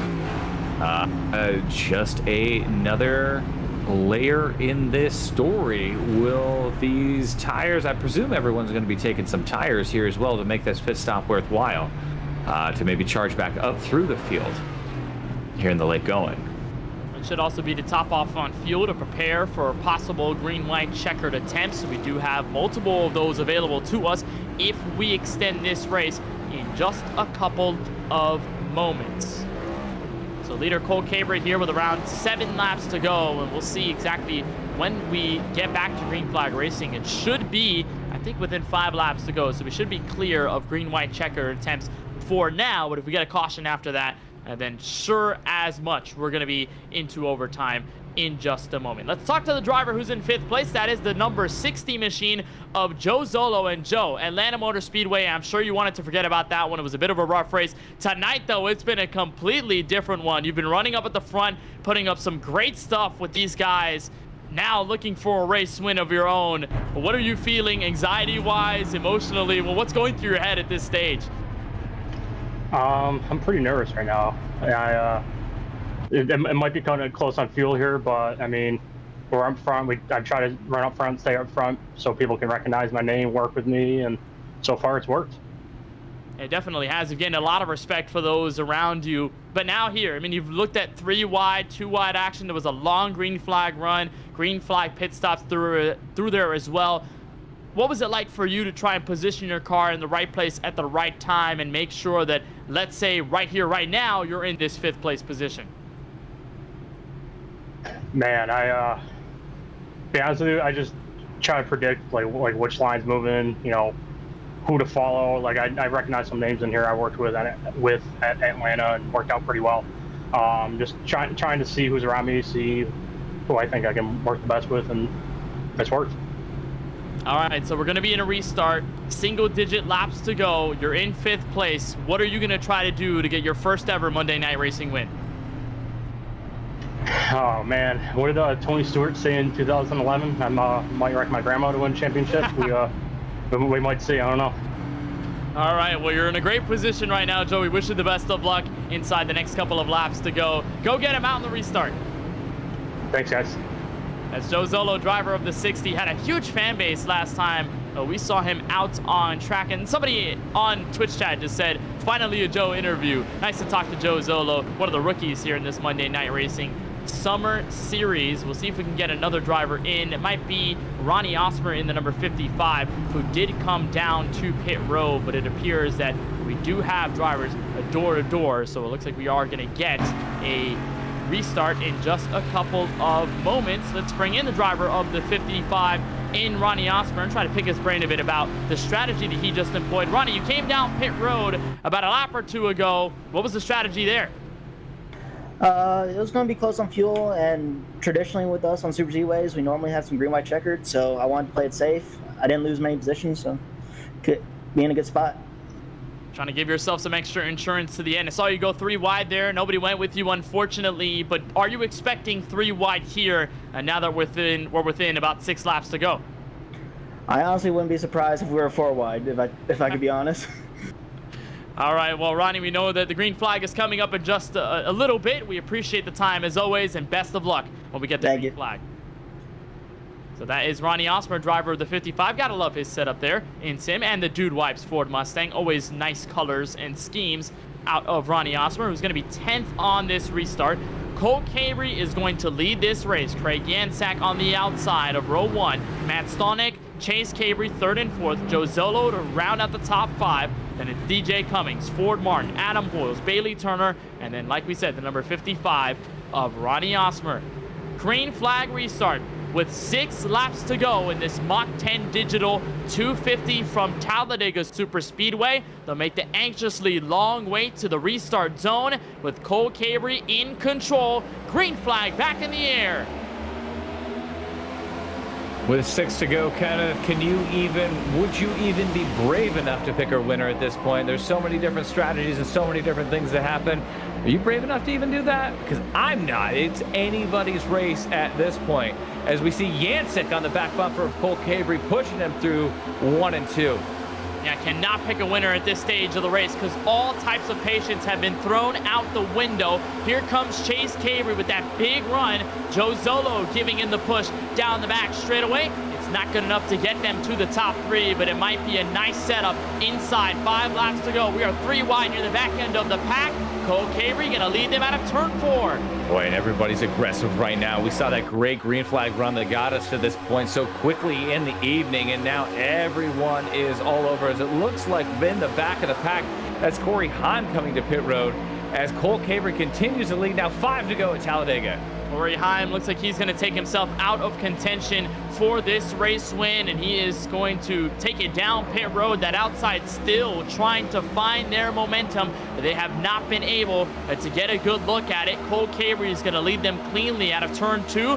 Does Craig Yansack make a move? Looks like he does to block the 41, and it looks like he chops the 41's nose. Around he goes. No caution. We're 3 wide for second. And now the Cabrey boys are going to be side by side in 3 and 4 for the lead, and that's Ronnie Osborne with a fresh set of fuel and tires on the outside, looking for more too.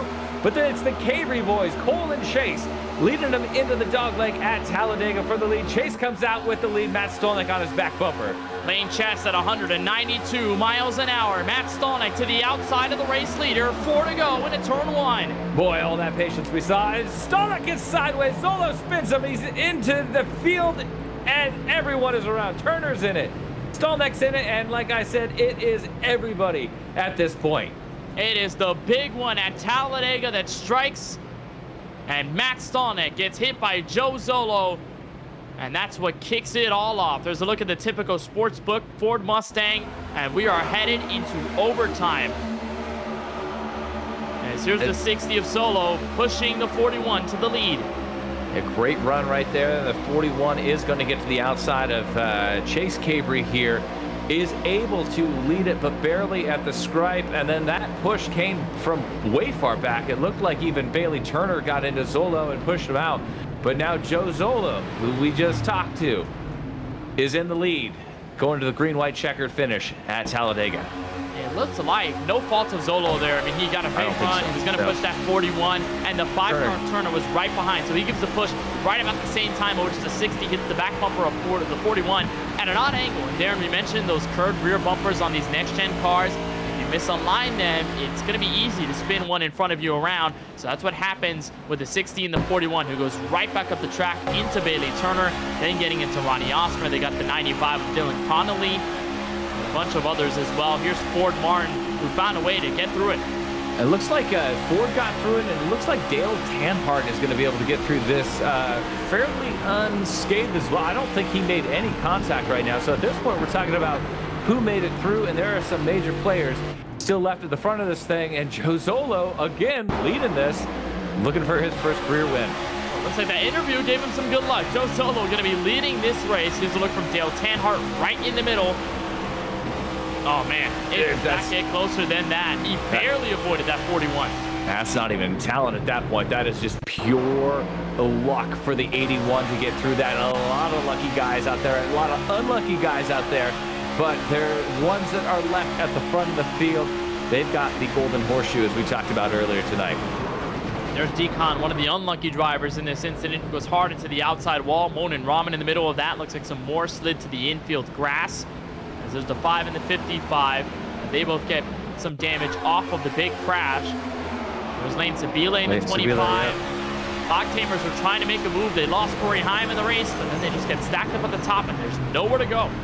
Well, I know that Colin Fern will disagree with me, but I really like being on the inside in these situations. You can at least turn left and spin that thing out, or cut left and go through the grass if you need to get out of a situation like that. And it looked like that really played out once again for those guys. That top lane got all bound up into the wall, and some of those guys on the low line were able to maneuver out of that. Maybe a little bit of luck there involved as well, but maybe a little bit of foresight too to be on the bottom lane and give yourself an out route. Man, if Colin Fern was in the booth right now, he would have ripped you to shreds. I know. I mean, that's fair. He might anyway. He might track me down and just anyway, right? Well, it looks like we are going to attempt another restart, this time into overtime. Joe Zolo, the leader. Cole and Chase Cabrey, second and third. Dale Tanhart, fourth. DJ Cummings rounding out the top 5. And man, this race has been absolutely insane. at least up until this point, we've had so many characters at the front, so many different types of packs working together, bits of strategy in the middle of the race, and it's all going to come down to 2 laps to settle it. Let's talk to the driver who's in P5, and that is DJ Cummings in the 10. First of all, welcome DJ to the booth, and you've had a really good race so far tonight. Really good placement overall, really good drafting help all across the racing surface. Now you've got a 2-lap to go restart. But what's the mindset moving forward here?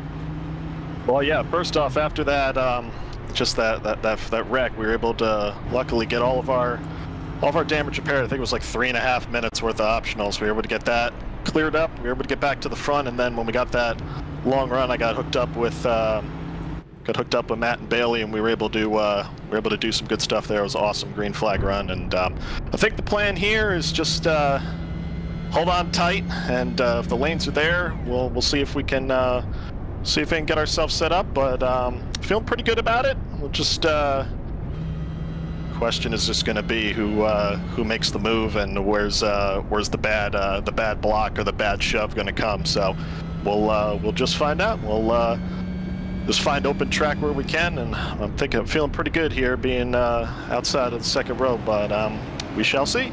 This race is always it's always a wild card. You always feel like you're going to be in the best spot at the end, and then you either get hit or you get shoved into the wall, and you don't end up being where you are. So we'll see. Feel pretty good. Well, that's true. We know you've got to win at a super speedway in your MNR career, so we know how good you are in these late stages of a race. But the other question I'll toss to you is about strategy. We saw that you were clutching and coasting there. Do you think you have enough fuel to make it all the way to the end, or right now under caution is this just get you a couple of more drops and to get you a little safer? It's just a couple more drops right now. I'm 6.5 laps to the good, so hopefully this is the only green-white checker we have, and we don't got to worry about it anymore. But was just playing the cards right and just saving on the last few yellows just to keep ourselves in good shape. But I think I could do 2 green-white checkers, 3, we're going to be pushing it, but we'll see. But hopefully it's just 1, but pretty good on it right now for fuel, so we'll see. Feeling pretty good. All right, feeling pretty good here in a solid position. DJ, we certainly appreciate the time. Best of luck on this overtime restart. Thank you. So that's DJ Cummings, driver of the 10 machine. And we do have 3 green-white checkered attempts to end this race here from Talladega Super Speedway. Here's how things will go. We'll get this restart now with 2 to go. If the leader does not get to the white flag before caution comes out, then we will have another restart. We'll do it all over again. If the leader does get to the white, this race is official no matter what. And if we exhaust all 3 attempts at overtime, whoever's the leader at the very last caution is going to be decided the winner. Hopefully we don't end up there, and hopefully this is our only attempt with Joe Zolo, the rookie, and Cole Cabry looking for their first ever MNR wins. It's an early jump by Zolo. Green flag in overtime. Oh, and he gets out to a big, that looks like too much of a jump at this point. I did not see the green flag waving, so we'll have to see what the race officials say about that. But Zolo now down to the inside anyway. He's going to be given the positions back because we are going to have a lead change anyway, going through 1 and 2. And it is Cole Cabry on the outside with Dale Tanhart on the inside with help from the 22. The 22 of Adam Boyles pushing Tanhart to the front, and look who's third on the inside lane. Joshua Slate in the 01. And man, we haven't talked about all night long, but the Ashland, Virginia native has a shot to win in the turns 3 and 4. Adam Boyles, we talked about him earlier with the great run all night long, and now he is pushing the 81 to the lead. We are coming to the white. Let's keep it clean, boys, and get this one done right here. We've got quarter of a mile to go to get to the start-finish line. Is now Cabry on the outside battling back with help from DJ Cummings as they take it to the stripe. Cole Cabry with the lead. Cole Cabry has the position to the white flag, and it turns 1 and 2 for the final time. Tanhart tries to block the run from Adam Boyles, but he's going to get trapped in the sucker hole. Cole Cabry with free, clean air on the backstretch. But DJ Cummings with the run and a push from behind from Burris in the 45. Names we haven't called all night long, helping to determine this one. As DJ Cummings looking for any sort of push. As Cole Cabry in the 51 leads him into 3, and we got him spinning into 3. Adam Boyles chopped the nose of Taylor Burris. It's only 2 cars left. DJ Cummings and Cole Cabry at the exit of turn 4 to the trial for the final time. Cummings pushing the 51. He ducks out of line. Cabry tries to block.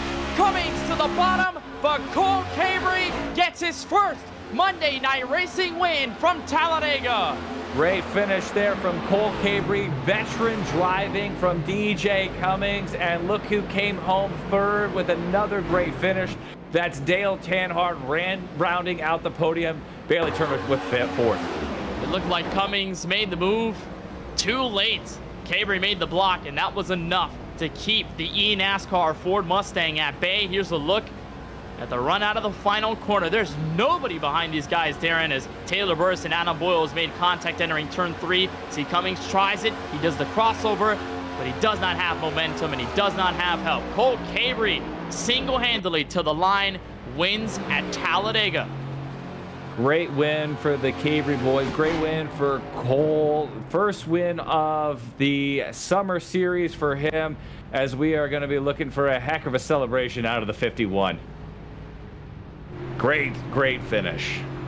And we talked to him last week after the top 3 finish at Chicagoland with the Gen 4 cars, where he finished in second place, and he said that my luck hasn't been as good on super speedways. He talked about Daytona and Atlanta not really going his way, but finally the 51 breaks through and Cole Cabry wins the Mach 10 Digital 250, and the Ford Mustang can celebrate. I mean, what a race that he put up all night long. Started in 22nd, and he was one of the first drivers to move all the way up to the front and have no fear in it. And the 51 deservedly celebrates with his first career Monday Night Racing win.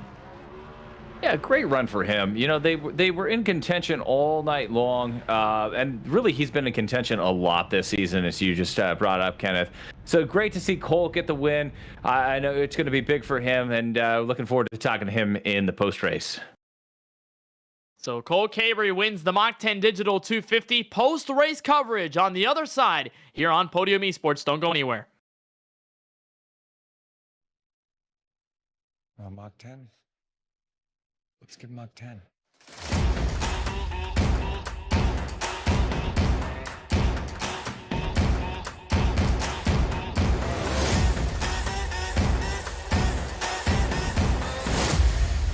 You're clear for takeoff.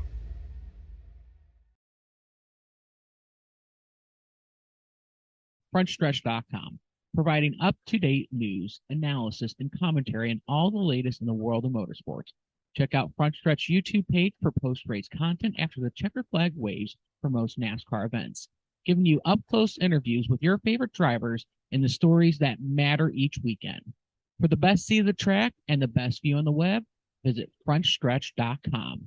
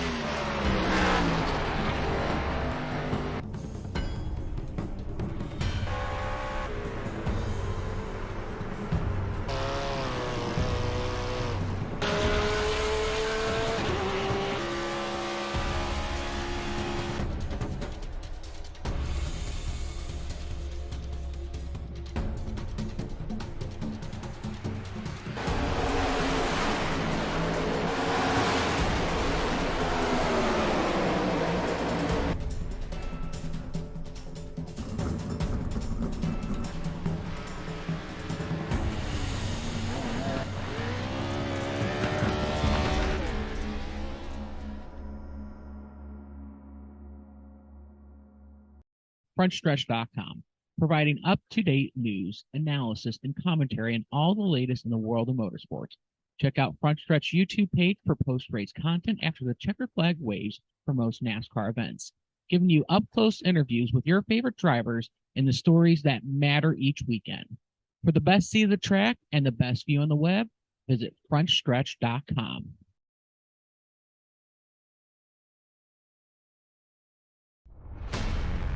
The Mach10 Digital 250 from Talladega comes to a close, and for Cole Cabry, it's his first ever Monday Night Racing Summer Series win. Started 22nd, but found his way to the checkered flag first. DJ Cummings tried a last-ditch effort move in the tri-oval, but it did not come to fruition. However, he does come home in the second place position. Dale Earnhardt comes home on the podium, a little bit short of the race win, but still a great finish, starting 31st on the race. So what a move up through the field it was for him. Bailey Turner, aggressive and fast all night long, but he comes home in 4th. Matt Stallneck in the 41 machine rounds out the rest of the top 5. Ford Martin behind him, good friend in P6. P7 goes to the Hog Tamer Toyota Camry of Monin Raman, who we saw a lot of strong moments out of tonight. Mark Rabillas wrecked a little bit earlier on in the race, but came back for an 8th place finish. Julian Ritchie in the number 97 is 9th, and Steve Alfont in the 54. Darren rounds out the top 10. And Brandon Houff in the 9, after leading early, was only able to claw his way back up to 11th. Leighton Seville had a battle all night long. He's going to bring the 25 home in 12th. Landon Polinsky, not a name we've talked about a lot tonight, comes home in 13th. Joe Zolo leading into the green-white checkered, jumps the restart, falls back to 14th. Taylor Burris in the 45, 15th. Corey Doozer 16th. Dakota Curtis in the 23 is in 17th. And Chase Cabry coming home in 18th. Greg Jansak, who we saw leading late as well, 19th. And the 20 position goes to Adam Boyles, who got spun late in the going out of second place. Dakota Curtis appears to be 21st. Craig Yancek, we see him there 22nd. Chase Cabry in the 39. Tough break near the end, comes home in 23rd. Michael Fisher in the 30. Also a great run near the tail end of the race, but comes home in 24th. Brandon Brown, the SimSeats Camaro, finds some trouble tonight from Talladega, comes home 25th. Ronnie Osborne in the 55, caught up in a crash late in the going. He is 26th. 27th goes to Dylan Connolly in the number 95, caught up in the big one going into turn 1. Joseph Gregory is 28th. 29th goes to the 36th place starter, Matt Alberson. Suffered some disconnectivity issues. And James Bigford, also with internet connectivity issues, rounds out the top 30. George Jewell in the 70 got taken out early in the race with no caution coming out as a result. He is 31st. Jason Grafton is 32nd. Doyle Lawrence in the 3 car found trouble earlier on. He is 33rd. Brett Baldeck is 34th. Presley Sora with early problems also left the race 83 laps before the end of it. Comes home in 35th. And Francis Pelletier in the 19 rounds out your 36 car field.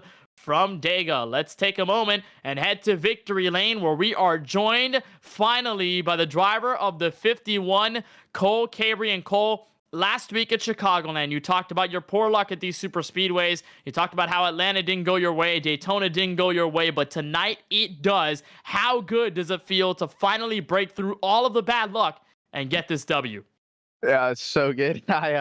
I'm not sure how we did it, but like I said last week, I think we just survived to the end and raced as hard as we can to that point. You raced hard, you raced clean, and you raced with a lot of purpose. I mean, you and Cole, or Chase Cabry rather, working so well together through this race. What was that like to build that partnership between you and Chase over the course of the night and just be as fast as possible, whether it be 2 or 3 wide action on the track? Yeah, we had our little team, and we always seemed to find each other when we needed it. And more cars, the better here at the super speedway races. So luckily, we had Michael, Alex, Corey, Chase, all of us ready to jump on board when we needed to. And yeah, it just ended up working out in the end. Well, right now on the production feed, we're looking at a slow-mo version of the last lap or so, where Dale Earnhardt, Adam Boyles, Joshua Slate, you're getting pushed by DJ Cummings. all of this around you. What's going through your head in this overtime restart? Honestly, I was just looking in my mirror. I wasn't too worried about what was in front of me because what was in front of me was just the pavement. So I was more worried about what was going on behind me. And when I seen them get turned, I was actually I was shocked because I was thinking I was going to get turned in the whole deal. So thankfully, DJ just stuck to my rear bumper and pushed me to the end. Well, you get this win. It's your first MNR win entirely, your first one of the summer series. And now we go to Auto Club Speedway with the Gen 4 cars, a car that you've been performing so well. I mean, second place at Chicagoland just last Monday night. So how are you going to try to bring the momentum from this win and the next gens over to California Auto Club Speedway with Gen 4s? The same way we did last week with the second place. We're just gonna race as hard as we can and see. I don't like sitting back. I want to go. So I'll be 100% from lap 1 to the end of the race next week. So yeah, super excited for that. All right, well, Cole, a huge win here from Talladega Super Speedway on behalf of our entire broadcast crew. A huge congrats on the W tonight. We'll see you at Auto Club Speedway next Monday, but for now, congratulations on the win from Talladega once more. Appreciate it. Cole Cabry in the 51, the winner here in this Mach10 Digital 250 from Dega. Let's talk to the driver who comes home in second. That is the eNASCAR Ford Mustang of DJ Cummings, Darren Denman. And DJ, great run. I know we just talked to you a little bit ago as we were coming into that green-white checkered, but the finish that you wanted, it went green despite some drama there. And with everyone falling out behind you, no pushers, no blockers, could you have done anything different to get past that 51? The only thing I could think of was, after seeing that we were just clear of everybody, was maybe backing it up just a hair and seeing if I could get a run. But at the same time, the way that the air was working, you never know how quick you're actually going to pull up to somebody. So, I mean, I think I did it right where I pushed him out, see if I could get the move where I go either outside or inside and try and get the side draft and see if it goes by him. Tried outside. Didn't work. It's a 50-50 shot, honestly. Right. So, but I think the best case scenario was we got the restart we wanted, and then once I got hooked up to the 51 there, I was just pushing the living hell out of them until we got clear of the field. As I had a feeling all those guys, I could see it in my rearview mirror, those guys were racing real hard, and someone was going to make a bad block or hit somebody too hard and just wreck themselves out, which is exactly what happened. Absolutely.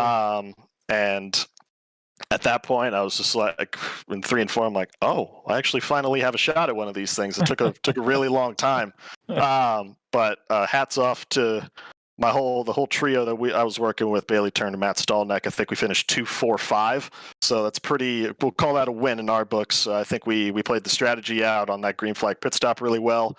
And I think it turned out pretty good. Besides, it would have been nice to get a win, but hey, most of the time I either end up caught up in someone else's mess or way back wrecked really early. So that's I'll take a P2 finish. You know, talk about that a little bit, would you, DJ? Like, you're a veteran of this. You've been around a while in this league and in the sport itself, and you were right in contention there again on the last lap of the Daytona race earlier this season. What does it take to put yourself in the front? Is it a lot of luck, or is it some maybe some sage wisdom there as well to always be in contention here for these wins? A combination of both, I think. You need to have a little bit of luck on your side always, and that's the case with any race. To have a yellow go your way, or you play the strategy outright where you got fresher tires than somebody else. But on a play race like this, I think when if you could time the lanes and the runs right, you could get yourself up a couple positions on either side. So definitely a combination of both.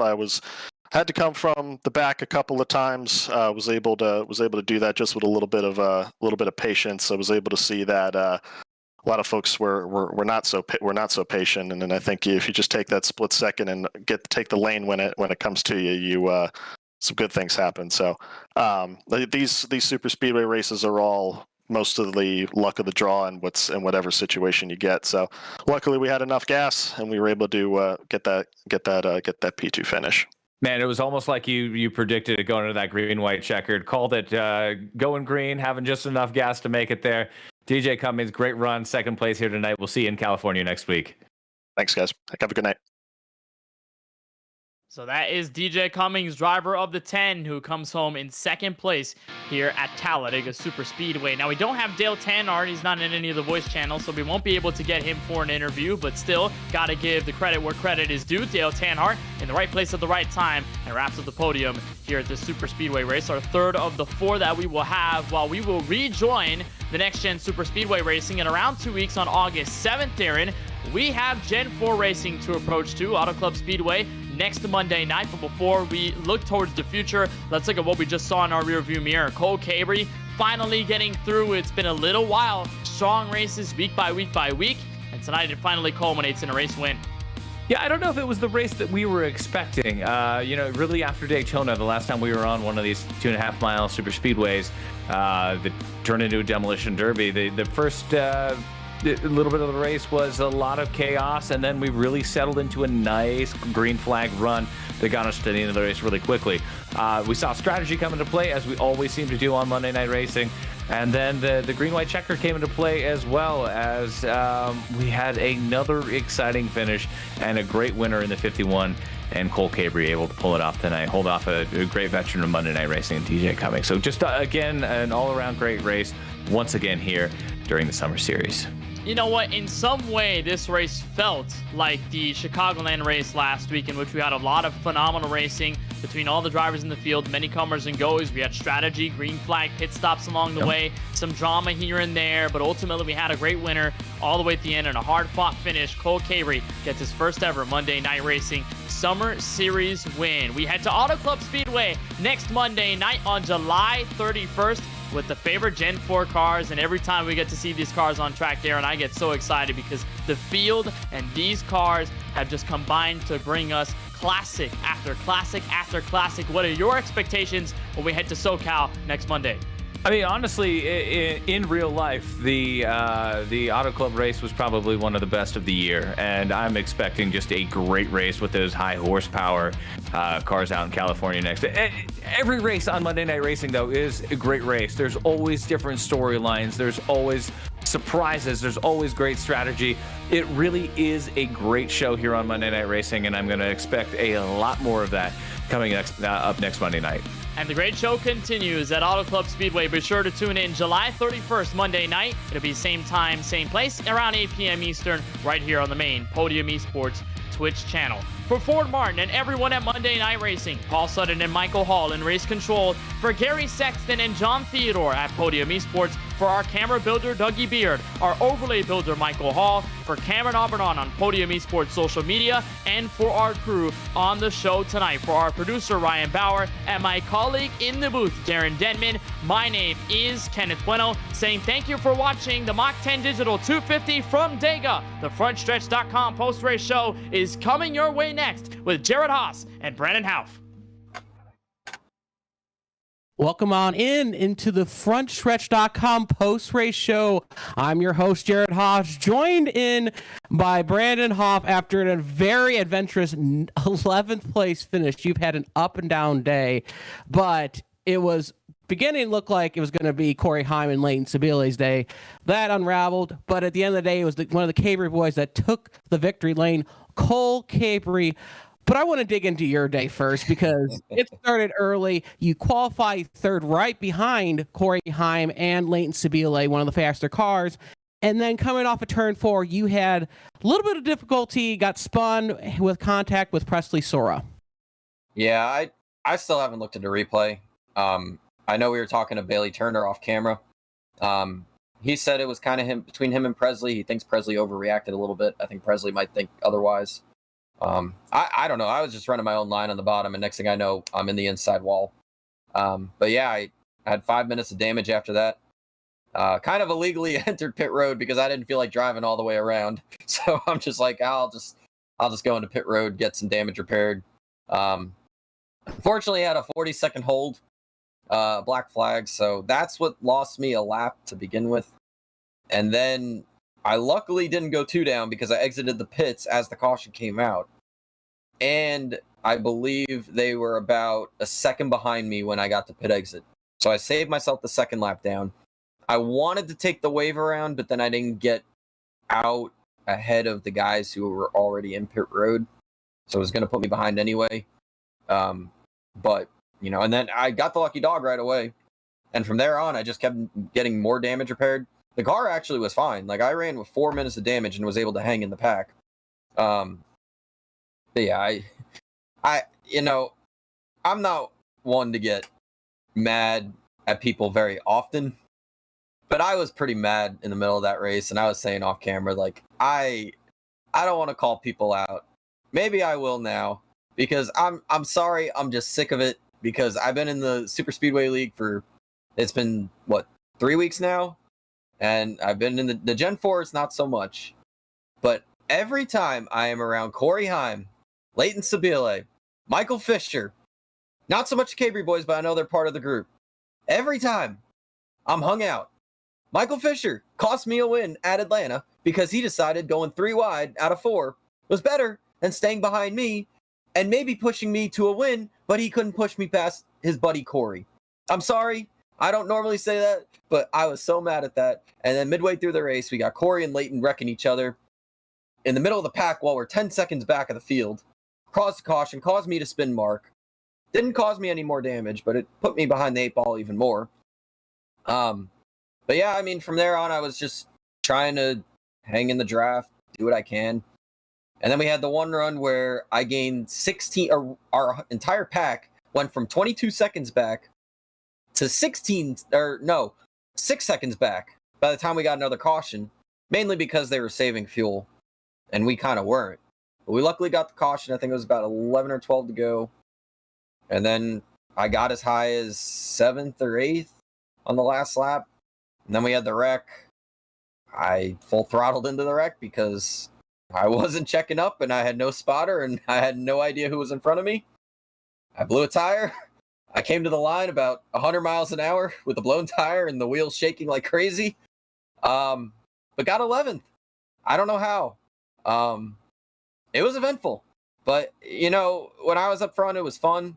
I wasn't up front after lap, whatever that was, 15.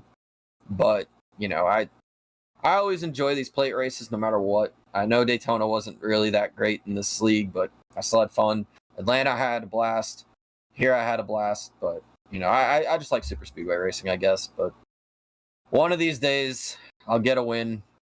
Whether it's this season. Well, actually, it won't be this season because the last super speedway race is next. And I won't be here August 7th. But yeah, it was eventful. Obviously, with your frustration, and you started your this list, an anagram of Colin Fern's list. But I want to talk about a little bit, besides the opposite side of rivals, is kind of who you were working for with planning that now. Obviously, Nick Olson not there. Who did you ended up working with during this entire race? Well, me and Bailey Turner, we were doing a good job there on the bottom to start. I knew Leighton and Corey on the top, they were going to be dominant. And Bailey just kept pushing me. And I'm like, let's just keep this going. He wanted me to get up in front of Leighton and Corey, but I knew what was going to happen immediately. Immediately, I was going to get put 3 wide, and I was going to be in trouble, and I was going to be in the back. And I didn't want that. My plan was to run up front all night, especially not having Nick. And I work with Colin, too. And I knew not having them, I was in trouble if, you know, I left the front. Because getting to the front in these cars, you need some help. And if you don't have any help, you know, you're not going to go anywhere. But, no, and then once, you know, I left the front, I found myself working with Josh Slate, Steve Offant, Mark Urbilis. Us 4 were kind of in a, you know, little pack there. We made good time, as I said, when we made up those 16 seconds. It was really us 4 kind of anchoring that train. And we all did a good job. You know, everybody was, you know, we were all trying to save fuel, but at the same time we weren't, because we knew how far back we were. If we didn't get a caution, we were all going to have to pit. But, you know, it's all about finding friends. You know, it's kind of on the go stuff too. It's kind of whoever's in front of you. Sometimes you just got to work with them and hope they work with you back. Other times you obviously pre-plan it with teammates or whoever, or friends, or, you know, whoever else. But for me, it was kind of just whoever was around me. If you wanted to work with me, great. If you didn't, I was kind of screwed. But in the end, it didn't matter. You know, I feel like if I would have missed the wreck, I would have been 2nd or 3rd. Finished 11th, as I've said, but it's just about finding friends, and for me, it was kind of on the go. So. Well, let's bring in the third place finisher. It seems like this guy always gets in contention every super speedway race. He shares a pretty similar name to a guy who performed well, Dale Earnhardt. We are joined by Mr. Dale Tanhart. Dale, you finished third, and I got to ask, first and foremost, how the heck did you avoid that wreck right before that green-white checkered? Because it seemed like the seas just parted for you. Yeah, it was interesting on that final lap. I was mad at myself because I gave up the bottom. I was kind of trying an aggressive side draft, and the 22 peaked underneath me as he should have, and I tried not to make a bad block there and fight for another day, or live to fight another day. And going into 3, I was debating whether I should push the 79 on the high line or if I should cut down and try to push by and then try to be that first guy to jump high. So I went with the latter, got to the bottom. When I saw I think it was a 45 spin, I was like, he's going to go up the track. And I immediately just darted down below, and kind of shades of the NASCAR Talladega 2012 when Kenseth won and like Tony Stewart wrecked and flipped over. Kind of shades of like Jeff Gordon, Kyle Busch, when they just like barely missed the crash, like went to the apron. And finished third, but I definitely wanted to win. But that was a good highlight. Definitely did a good job avoiding all the crashes throughout the race. Yeah, no, I was around you a little bit. I think my one regret, if I had anything I could do different, I probably would have followed you on the last lap instead of tried to side draft you, because that kind of ruined my run, and I probably would have had a better chance at avoiding that wreck. And who knows, I probably would have been behind you and maybe pushed you to a win. I don't know, but no, go ahead. Well, I feel like if we had stayed up there, like if you had gotten behind me, and then there was a guy behind you, I don't remember who it was. I feel like we would have been more inclined to stay in that top lane and try to get a big run, which I think we would have. But then we definitely would have been involved in that wreck. That was going to happen regardless of what our lane did. So, because that lane wasn't formed up, that's why I went to the bottom, and then the wreck happened and took out everybody that was in that top lane at that time. So, no, it's no sweat. You got to be selfish at the end of those races, dude. If you're not selfish, like you have such a lower % chance of winning. Oh yeah. Yeah, that's probably why I don't have a win, because I'm not selfish. I don't either. I've in 3 of the races, I've second and third. So, I've been there too. I get it. I'm still trying to get that dub. Dale, you're kind of more of a relatively newcomer on that, but you've made big impressions on, obviously, the finishes you've had, 2 top 3 finishes at super speedway races. Dale, how is this performing well? Has this translated into respect with more people wanting to work with you, going through that field and say, okay, I'm going to follow Dale Tanhart, because at the end of the day, Dale Tanhart ends up at the front of the pack at the end of these races? Man, I don't know. I don't know if there is a lot of correlation there of people like wanting to work with me. I think that's actually been more difficult for me trying to get people to follow me and make moves with me. There's a few guys in the field, and in the first race at Daytona, I kind of put a little message out there to Presley Sora and was like, "Hey, let's shake and bake." I felt like I needed to say something to somebody, and he decided to work with me after I made that comment, right? So I don't know if he would have worked with me at Daytona when I ended up finishing second, but no. Other than that, I think it's just all circumstance. As I feel like what Mike Joy always would say in these real life super speedway races, your friends are where you find them, right? Like back in the tandem era. So I think that applies most of the time, unless you're real buddy with somebody, which I'm really not. Matt Stallneck's probably my closest dude in this community, so he works with me usually any chance we have to work together. But I feel like most of the time it's circumstance, friends, or where you find them when it comes to these late race moments.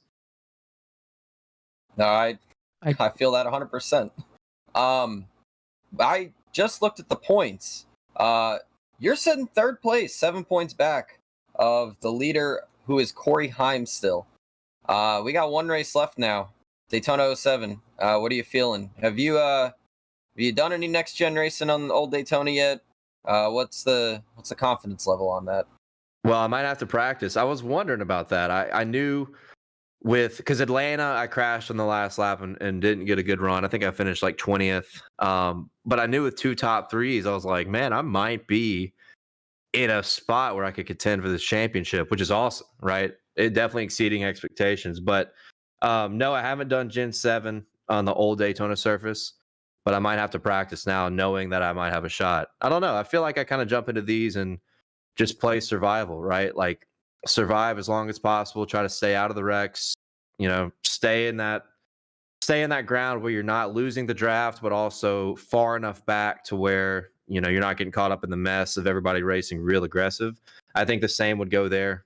I know the 07 Daytona, from what I remember running in the Gen 4, very, very bumpy. Tires are substantially more important than what they are what we were just at. So, yeah, no, that's cool. It's cool to have a shot, or at least be that close, in the points to win a championship. And I saw Corey finish like 20th, so I know that helped out there too. But look, Corey Heim, I have to talk about betting for 1 second. Corey Heim lost me my 401k when he got passed by Kyle Busch in the final lap of that truck race. He owes me something, right? If I could rig this finale to let me gain 8 points on Corey Heim, I would take a deal under the table, no question, because he owes me that. And that goes into my last question, and that talking a little bit about more what you do in the racing side. You run Garage Guys. I've seen you at the racetrack quite a few times as well. Kind of give a little bit more introduction of what you guys do with the betting side. And I mean, you obviously mentioned your worst loss with Corey Heim with that big flip at the Pocono race, but give us your best win as well. Ooh. And that's definitely, hold on, that's not my worst loss ever, but it's, that's a pretty tragic way to lose a big bet. Best win, probably Chase Briscoe. The beginning of the Gen 7 era was a really fun and scary time for betting. I feel like right now the Cup Series is harder than ever to bet on because of these finishes, just getting multiple yellows, green, white checkers, jumbled up restarts.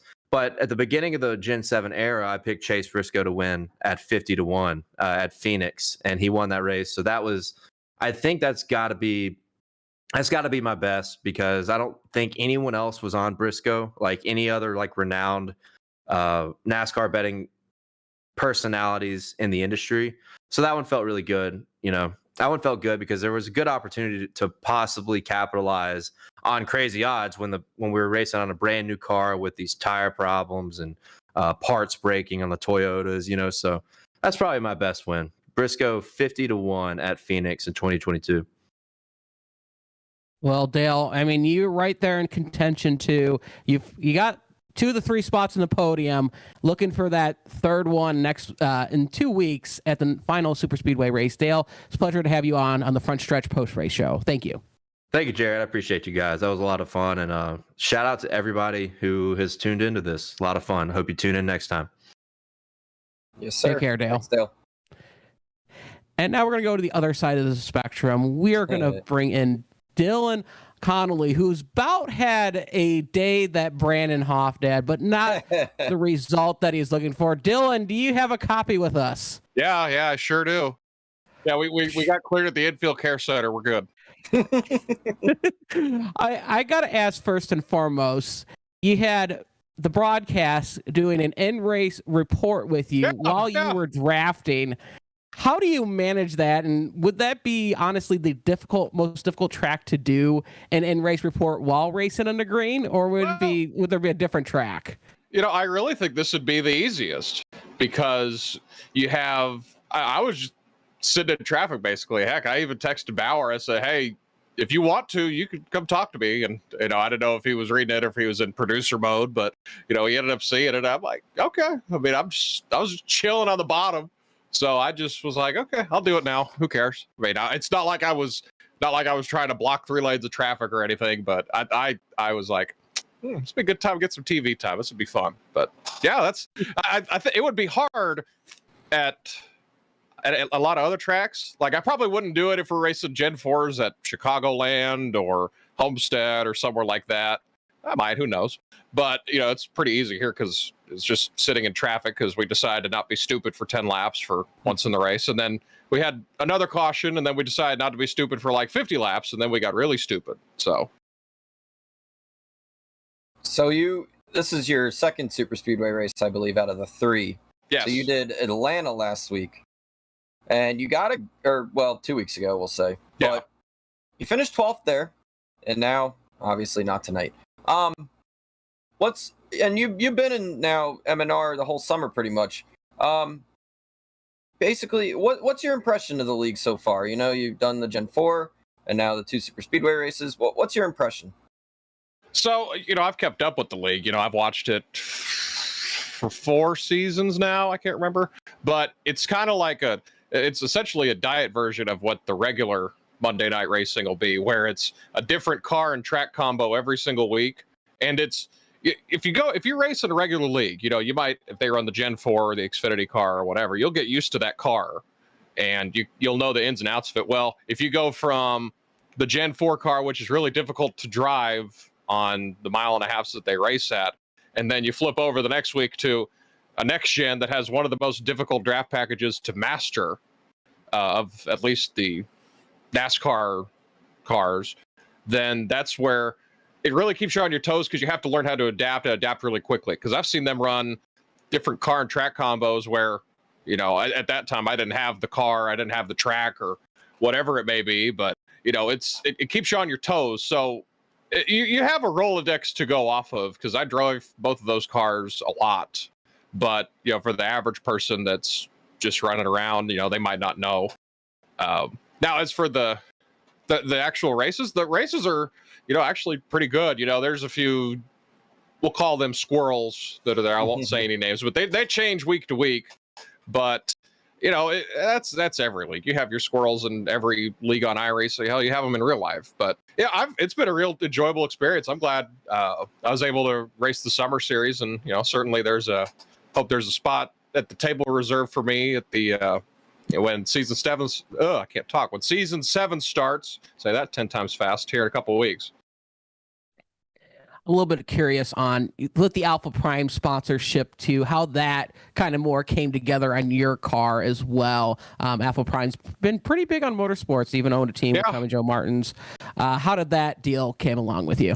So it actually started before they were Alpha Prime Racing, and I don't get, it's not a paid sponsorship in this. I just still run their colors because I formed a good bond with a lot of their people there. David Shieldhouse, George Belfons, who's also a Monday Night Racing driver. David Shieldhouse as well. And Tommy Joe Martins was live on site. Can't remember which finale it was. I think it was season 5 or season 6 when they had it in Charlotte.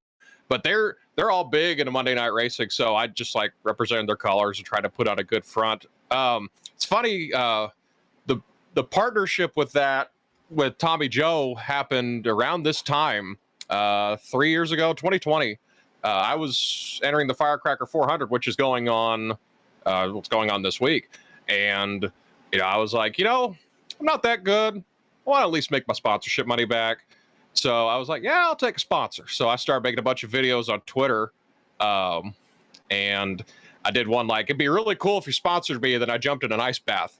And then there were a few others like, I'm going to shoot my shot at some sponsorship. And I'm shooting, I'm in the gym that I work at, and I'm just knocking down threes. So I'm just doing goofy videos to get a sponsor. And then he said tweets like, name a price, and the rest, as they say, is history. So, but it's been good to see them evolve. The last couple of weeks, it was my turn to have the Alpha Prime luck this week. They finally had a little bit of good luck this last 2 weeks or so. They had a double top 20, which you'll take those when you're fighting in the mid pack every week. But if I could take the bad luck every week and then they have the good luck on Saturdays or Fridays or whenever they may race, then I'll take it. But I always like rooting for them. They got good drivers with them. A lot of guys that have big ties to sim racing. Raja Caruth, who's big on iRacing, say he got his chance in real racing because of what he did on iRacing. Ryan Ellis, who's been on here before. Tommy Joe used to stream.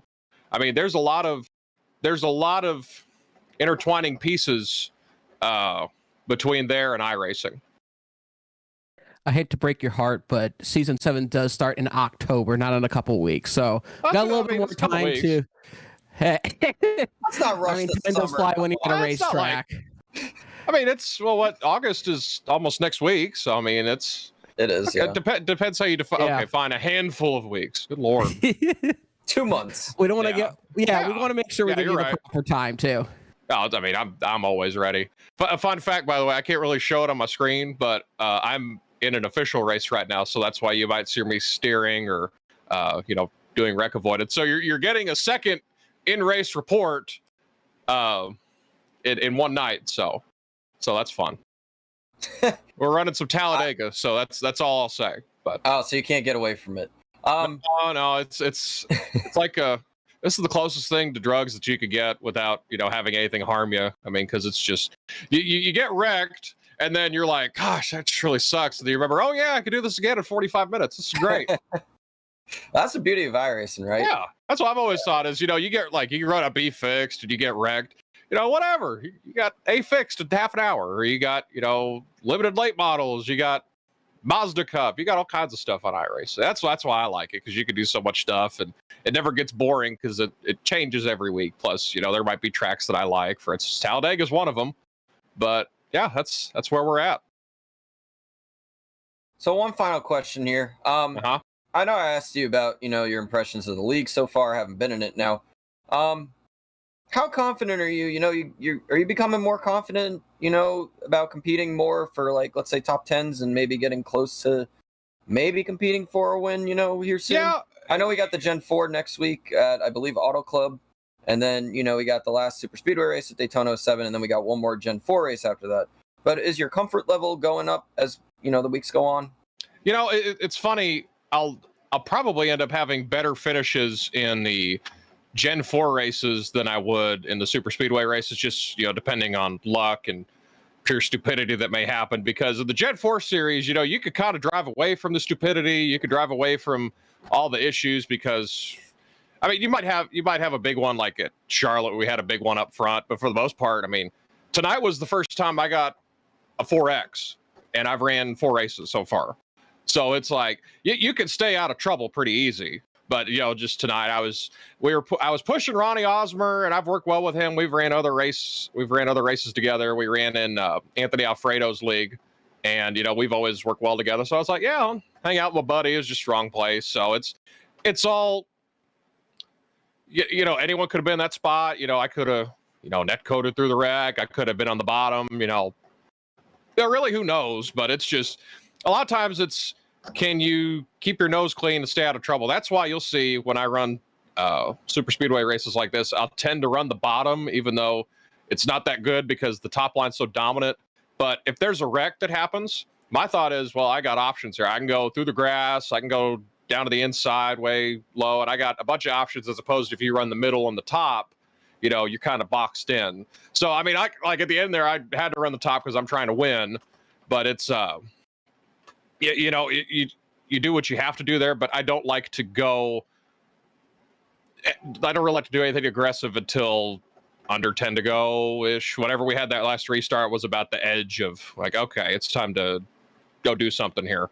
Because the runs are so big if you're hooked up correctly, but you also gotta think 2-3 steps ahead and maybe a lap ahead or so. But it's all controlled. But I like where I'm at. If I'm sitting in 4th place and about to push Ryan to the lead, and then a bad bump happens, and we all get killed, and then Gen 4, if I manage my tires better, I get a top 10 there, and was stared at a top 10 at Atlanta, and then Dale goes below the red line, and we kind of bump, but I end up just outside the top 10. So I like where I'm at. It's just the results aren't showing, but the process is good, if that makes sense. Well, it does, yeah. Dylan, it is a pleasure to have you on here from one Arkansas to another. Yes, I noticed that today, by the way. I noticed that when I followed you on Twitter. I was like, oh my God, I can't believe Haas is from Arkansas. I can't believe I ever pieced that together. But I mean, it's just 2 hours from the house. So I'm like, this is awesome. I live in Little Rock a little bit. Don't know. I live in Little Rock, and I work for the Arkansas State newspaper, the Arkansas Democrat. Yes, Big fan of the dim gas, so. as they call it so eloquently. Oh. Well, thank you, Dylan. Let you get back to your race. You take care. I appreciate it, guys. Always appreciate it. Can't wait for next week. Shout out to everybody that makes this possible. You know, Alpha Prime folks, all the people that are responsible for painting my car, and everybody watching. We got like 12 people just watching me on my screen talk while there's supposedly racing going on in the background. We're sitting like 18th, but we hadn't wrecked yet, so it's good. So there you go. Well, good luck, Dylan. Let you keep it up. Well, Brandon, let's wrap it up here. Looking up ahead on the Monday Night Racing schedule, we only have 2 Gen 4 races left and 1 Super Speedway race. We have Auto Club Speedway coming up on July 31st for the Gen 4. Daytona 2007 right before the repave, so that's going to be interesting. You're not going to be there as well. And then Homestead Miami Speedway finishing out the regular Monday night Summer Series Gen 4 season finale 2. Brandon, looking at those 2 Gen 4 races that you're going to be going at, how does Auto Club and Homestead compare? You know, this is more with the Gen 4, more of a, I would say, aerodynamic dependent car. How do they compare and contrast to like a Gen 6 car in your eyes? Ooh, well, it depends on which Gen 6 you're talking about, which type of package. If we're talking now the 16 and 2018 package, I guess it's kind of similar, but at the same time, I think the Gen 4 has that much more power. Personally, I've said it on this show before. I say it to everybody. The Gen 4 is my favorite car on iRacing, hands down. It's like the only thing I race if I do official racing now. Obviously, I do the next gen for MNR, but the Gen 4 is my favorite. But the Gen 6, 2016 to 2018, and the Gen 4, they can compare. I mean, both are hard to drive. I remember back in the day on iRacing, that Gen 6 was a handful. I'll never forget. We did, I think, the final. So on iRacing, for those that are familiar, they have the iRacing series, which it's half the length of the regular cup races. They do it, I think, 3 or 4 times a week, mainly 9 o'clock Eastern on Thursday and Sunday. We did the final Gen 6 750 race at Las Vegas, and I was a part of it. And I remember having a blast. And I finished second in my race. I led like 80 laps. It was a great strength of field, you know, a lot of good drivers. And that was in I think that was the beginning of 2019 before iRacing implemented the new package that they had at the time, the 550. Fast forward to the first Gen 4 race ever on iRacing back in, I believe, February, and we did Homestead for the first official race.